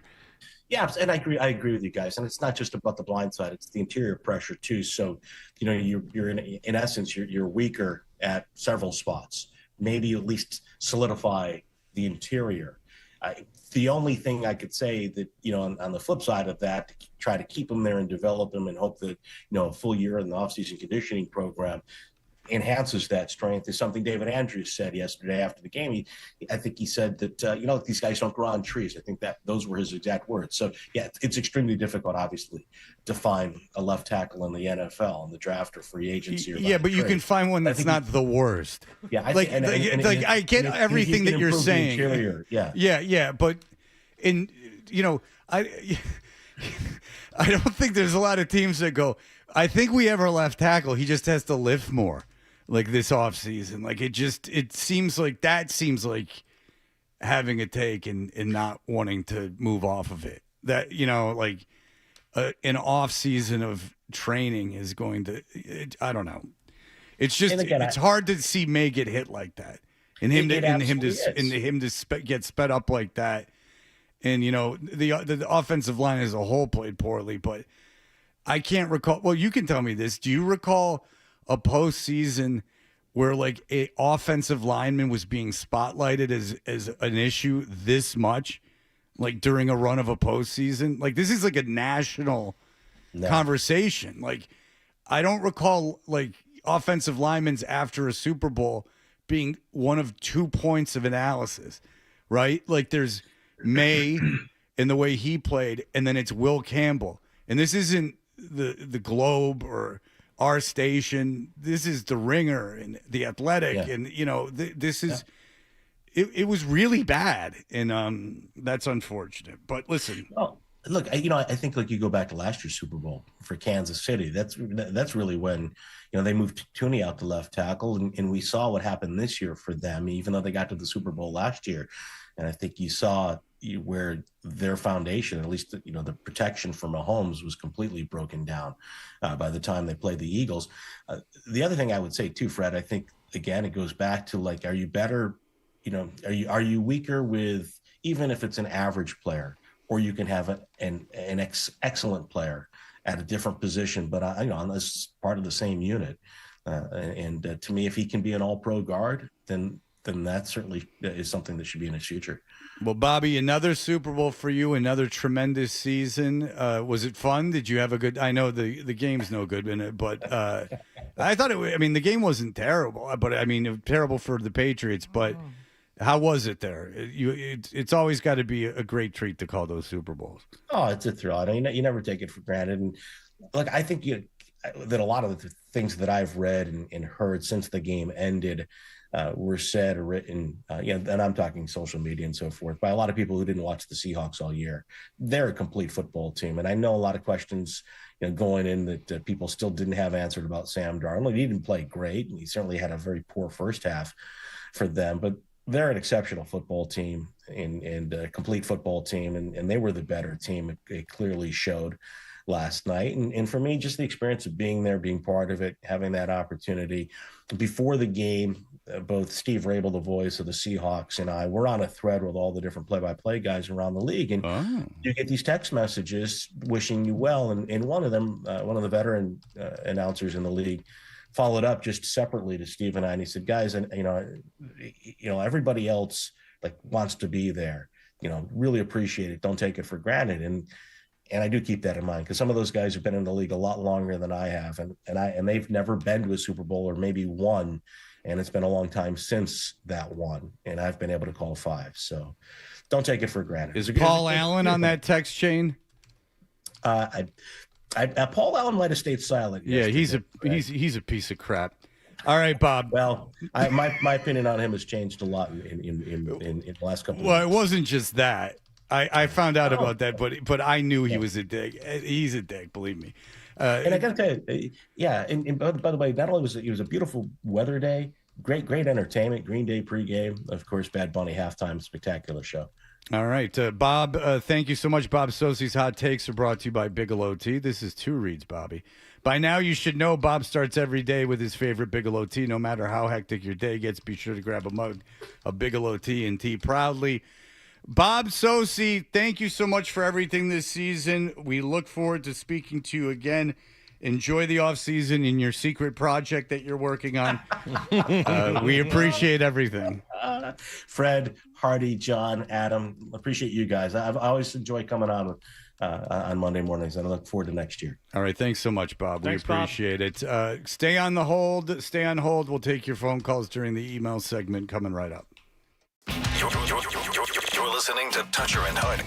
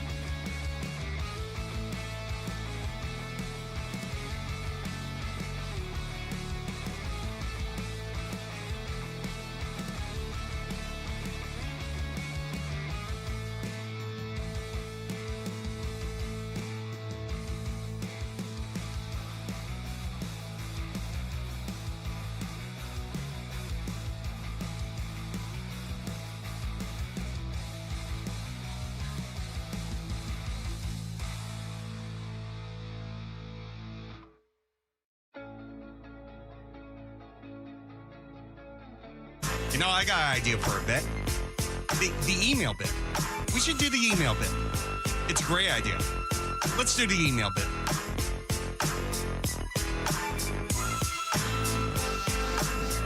Yes, ladies and gentlemen, it is time for the world-famous email bit.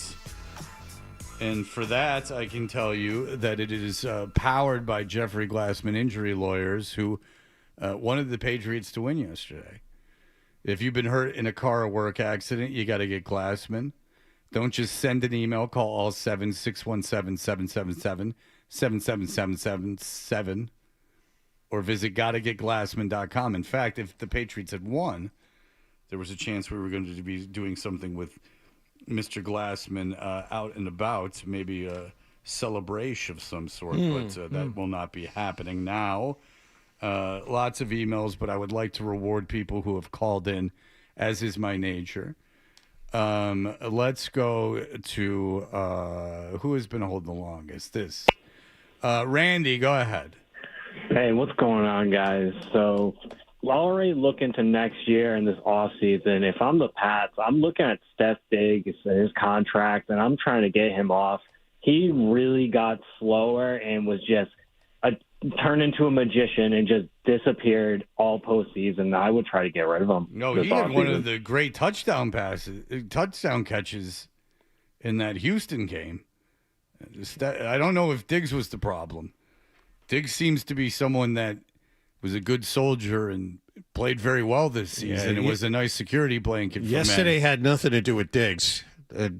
For the matter of fact, the postseason had nothing to do with Diggs. It had everything to do with the offensive line not giving a quarterback enough time to find him. All right, and on that topic, Andy. Hello, Andy. Hello, sir. Hey, guys. Hey. Hey. So, out of I will preface this. I think Will Campbell seems like a good kid. He's a rookie. I feel bad about how about to crucify him with the numbers. Thank you, Fred, for the next-gen stats you provided with the 14 hurries that he was responsible for. If you take the number of possessions that the Patriots had, which is 10, and you say, okay, an average 3 and out, or an average possession is 3 and out, considering how many possessions or how many times the Patriots had a punt, Will Campbell is responsible for nearly half of those 3 and outs of those total possessions. So I'll hang up and listen. All right. If that is indeed the case, that's a problem. I mean, Will Campbell is a problem. By the way, we were talking about McDaniels and all this stuff, and I really went through all their drives. It didn't take long because it was not for nothing. Not a lot to read. There was not a lot going on. But the problem was on the majority of these drives, like, what do you want them to do? Even if it's second and 4, they decide they're going to throw. May's sacked. May's either sacked in the first half or he's turning it over in the second half. So, we went through the exercise of sure that they have run the ball more. And look, they went 0 set. They went empty set on a 3rd and 1. I disagree with that. But outside of that, they weren't in a lot of positions where they could run the ball. They run the ball on first down. They do okay. They ran sometimes on second down after that and got stuffed. Now you're in a passing down. Or they would run and have a little bit of success, throw, and then he'd get sacked. They'd lose 10 yards, and then they're back to it. It was almost every possession. Even when they were moving the ball, he'd end up after the touchdown, when they were moving the ball, interception, terrible interception. So that's why I have a little bit of problem with the angle that McDaniels is responsible for this, because at some point your hands are tied. When move Dre around, move May around. Well, then now we've eliminated half the field. Like there's a lot that went wrong. I'm not sure how much of it is game planning. That will come later in the week as we investigate the guys that have watched the all. Well, I haven't had a chance to watch the all 22 and do my charts yet. So once I do that, we'll do that breakdown tomorrow, Wednesday-ish. Yeah, because the NFL doesn't release the all 22. Hardy would have stayed up all night, but in fairness, they don't release the all 22 until today. Mateus, hello, Mateus. Oh, God. Matthias. Is it Matthias? Matthias? Is it because I said his name wrong? Manny, go ahead. Yeah, I want to jump on what you just said, Fred. Maybe I'm thinking it's a possibility Drake May just turned into a pumpkin. I blame him a lot. I think a lot of the callers are using the line as an excuse for Drake May. What next year is going to tell us a lot about Drake May and what he's made of, because maybe we're too early to call him the guy. Maybe he's just turned into a pumpkin. Echoing the thoughts of Tom Curran last night. Ooh, Fred. okay. Adam, could you turn my board up, please? All right, here we Thank go. you. They played young. They turned into a pumpkin in the biggest game. And, you look at it and you say, you wondered if some point during the year they would lay an egg. And I never expected them to get blown out in the Super Bowl. But I didn't expect them to play young because they have played so maturely and decisively all season long that this was wholly unexpected. May had the worst playoff run of the 21st century. He won advanced stats. Across 4 games, May's drop back lost a total of 29.6 EPA. That's more than any quarterback with at least 3 starts lost during a single postseason, and nearly 7 points clear of Peyton Manning's 2015 run, which prior to Sunday had been the worst since 2000. May had the 3rd worst Super Bowl of the 20th century, behind Kerry Collins in 2001 and Rich Gannon in 2003. May played bad in the playoffs.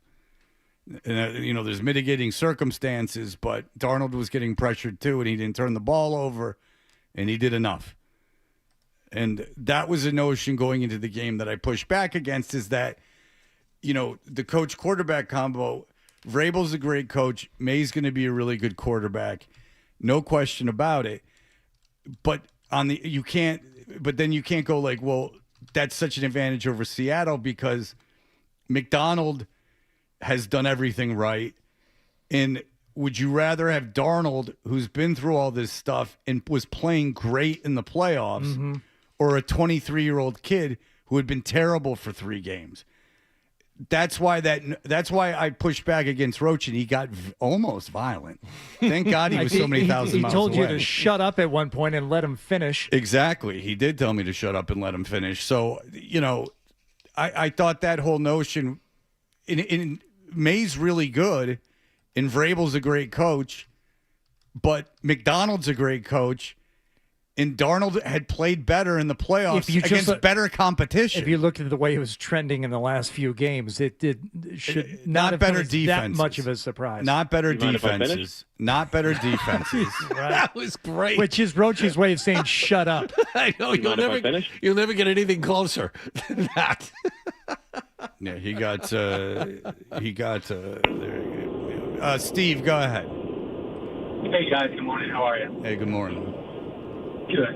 A couple things. I don't think there was no change to the outcome. But we talk about McDaniel and the play calling, and I understand you alluded to, if you roll them out, you lose half of the field, which is obviously true. However, what they were doing, nothing was really working. So I was just a little disappointed that there really didn't seem to be any adjustment. I very rarely saw any two running back sets in the backfield. Where Darnold is effective is not by dropping back, is the the threat of the run.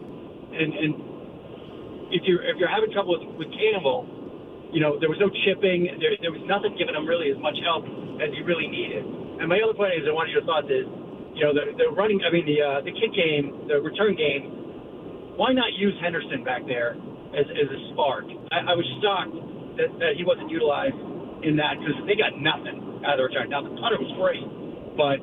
Wait, why take Marcus Jones out on punts? Yes. No, Marcus Jones had a historical season as a punt returner. Marcus Jones is arguably the best punt returner in the NFL. Of all time, you could make that argument. According to whatever stats they use, I guess it's yards per return. Marcus Jones is the best punt returner of all time. Yep. Now, he made that mistake where he didn't field the punt late in the game, and they downed it on the 1 or the 2. But that punter was insane. Yeah. Their punter is all Australian and weird with it, or he's English or something. I think well, the ball spins the opposite direction because it's from Australia. No, but it does spin funky. Like it's the water going down the toilet. I guess there is that. Like he caused. Remember when the Rams, in the Rams Seattle game, there was that muffed punt. I get that was a big difference in that game. I guess he kicks a ball that's very hard to catch. At least that's what they were saying. It's called the Wallaby Wobbler. Someone's seen Crocodile Dundee too many times. I'll tell you that. I will tell you that right now. Well, this is a good question.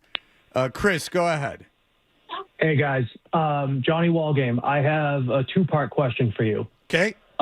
We know you turned your back on your religion. Did you turn your back on your country last night and watch that completely unpatriotic halftime show? Yes. Good question. I did. I watched the unpatriotic halftime show. I did. I was busy watching a true musician like Kid Rock, but I do have one question for you. Did that halftime show reignite your smothering fetish, given all the dancers and the twerking? You said reignite. You make it sound like the flame went out somewhere.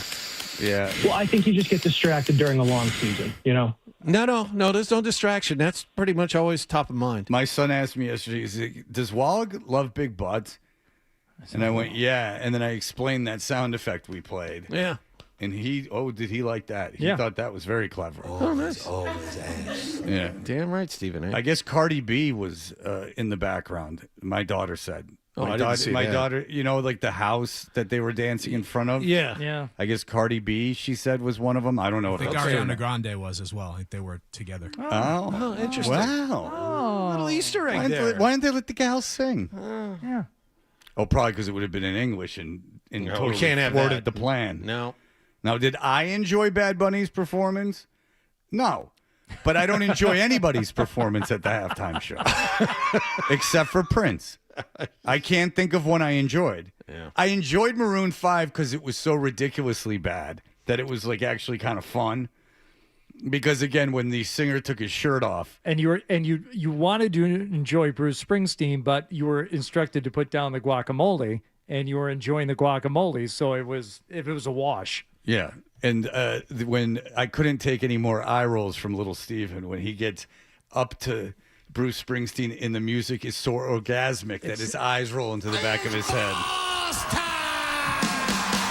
Yeah, I mean, I can't match his level of ecstasy, so automatically I'm not going to enjoy it as much. Okay, so we grew up with music that they would go like 1, 2, 3, and then they go bromp. Play what you just played. It's boss time! Yeah, that's not going to work. Like we've been through the zenith of, and then like explosions. It's boss time. Bum, bum, bum, bum. Isn't gonna. That's not moving the needle. No. All right, sorry, Bad Bunny fan. Tiempo jefe? Would that make you feel better? Is that the word? I don't. Was think that so. some kind of signal to people to pick up arms? Jefe, I think is right. I'm not sure for time. El Jefe is the guy from NoFX. What's the Spanish word for time? 12. I think it's tiempo, right? Yeah, tiempo. Tiempo jefe. Boss time.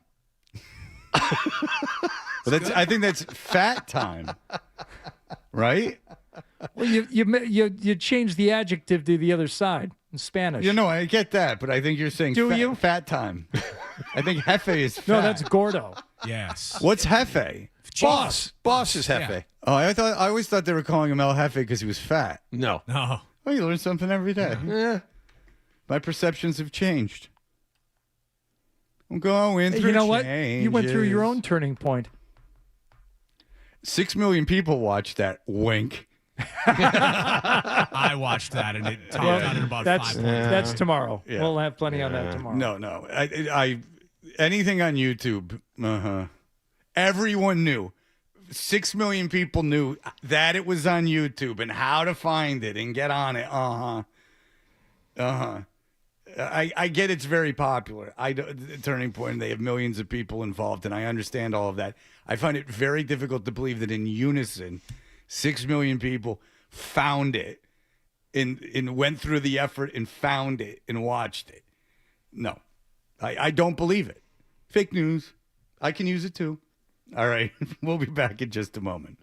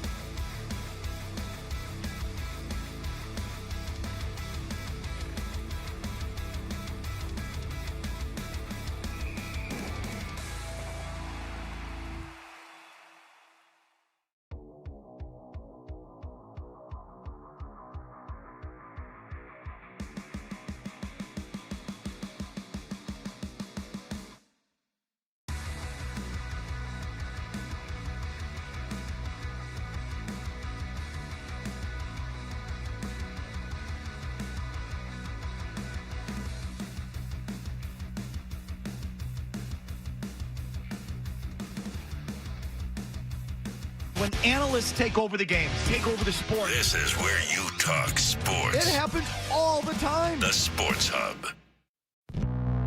When it comes to the show, Hardy thinks the same way you do. Nothing happened. He's got the same questions. Where is the story? And the same opinions. Boring. And he's back with Fred on the Sports Hub. We know what you're thinking. What could I possibly have missed from the show? It's time for The Stack on Toucher and Hardy.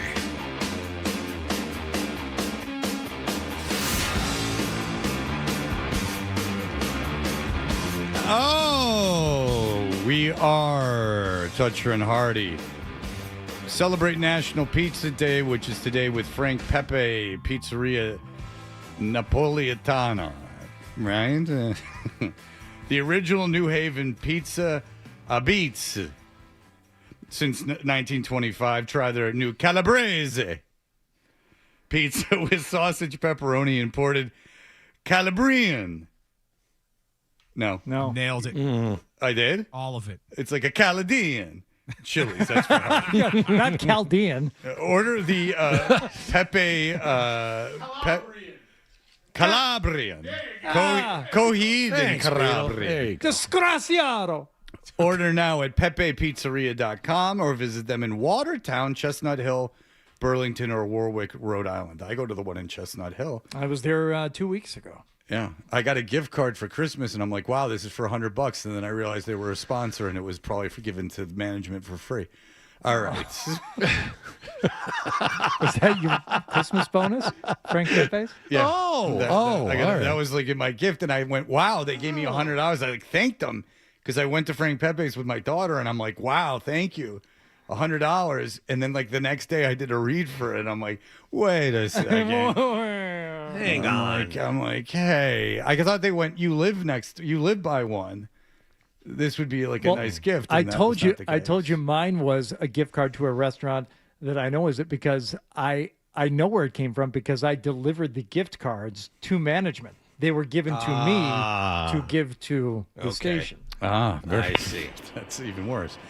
Mike, go ahead. Yes, can you hear me? Yes. So I just want to, on something completely different, and I want to say not on a lighter note, but a darker note. I saw the writing on the wall, and let me disclosure, I'm a Browns fan, so I know what it's like to lose all the time. But with that said, when the writing was on the wall at 9-0, where their kicker kicked 4 field goals going in the half, we actually started saying at our football party, what would be the odds of a kicker being the MVP for the first time in history? And if you look at it, when they presented the trophy, the coach, the players, nobody, the owner of the team even thought or remotely thanked him. He should have been the MVP because he put up 17 total points. Take away the kicker's foot, they lost to the Pats by 1 point. And you know why? Because Vegas, the odds bettors, the odds was 15,000 to 1. What does that equate to? A $5 bet would have paid 75,000. That's the ugly side of betting in football. Wait, Just wanted what? to share that. Are you saying that the league rigged the game because people had bet on the Patriots? No. They rigged the MVP of the game. Oh, no, well, I won that bet. I had Kenneth Walker III as MVP. No, he's saying the kicker. No, I understand that the kicker The should have kicker, the won. kicker. I was just saying that I Easily. won. See, I was just letting everyone know that I won. I understand, but still, even. But Kenneth Walker, in fairness, had 135 yards rushing and was they're completely everything in their offense for 3 quarters. The only reason why they were in position to kick those field goals is because of Kenneth Walker. So you have to understand that, and if you put another if you put another running back, my God, do you know how to shut up? If you put another running back in for Kenneth Walker, they probably don't run for 135 yards. If you put another kicker in, chances are they make those field goals. Do we understand each other now? I understand, but who put the points on the board? That's why quarterbacks always. Okay, why doesn't the holder get it? Listening. If he didn't hold the ball, then they wouldn't have gotten it. How about the long snapper? If the long snapper Truth be wasn't told, Walker almost ran for 200. He had that long touchdown run called back. on a dubious holding call. Exactly. No, So that it was- should have that been was 200 and a touchdown. No, that was holding for Walker. But what did scare me is when he scored that and they took it away, Collinsworth went, that might have made him MVP. He said that. He goes, that might have made him. And I go, who the hell else? Because I had money on it. Yeah. I go, who the hell? And it was not. It was long odds. It was like plus 325. Yep. I'm like, who the hell else is going to win MVP on this team? You going to give it to the entire defense? You got to give it to Kenneth Walker. It's their entire offense. And by the way, we didn't mention this today. We did manage. We did talk about how great Gonzalez is. I mean, Njigba, I know, had a concussion. He pulled himself off the field, by the way, but it was able to come back in the game. He did nothing. Yeah, Gonzalez did a great job on him. The Patriots defense did a great job on him. I mean, the Patriots defense is elite. Yes. And so that is something. And obviously the concerns are the offensive line and how this affects Drake May and why did Drake May play so poorly in the playoffs. These are things that we will investigate all week as our usual writers start filing in from San Francisco, some later than others. We will return tomorrow to take hopefully more of your phone calls. I enjoy the show where we can take your phone calls.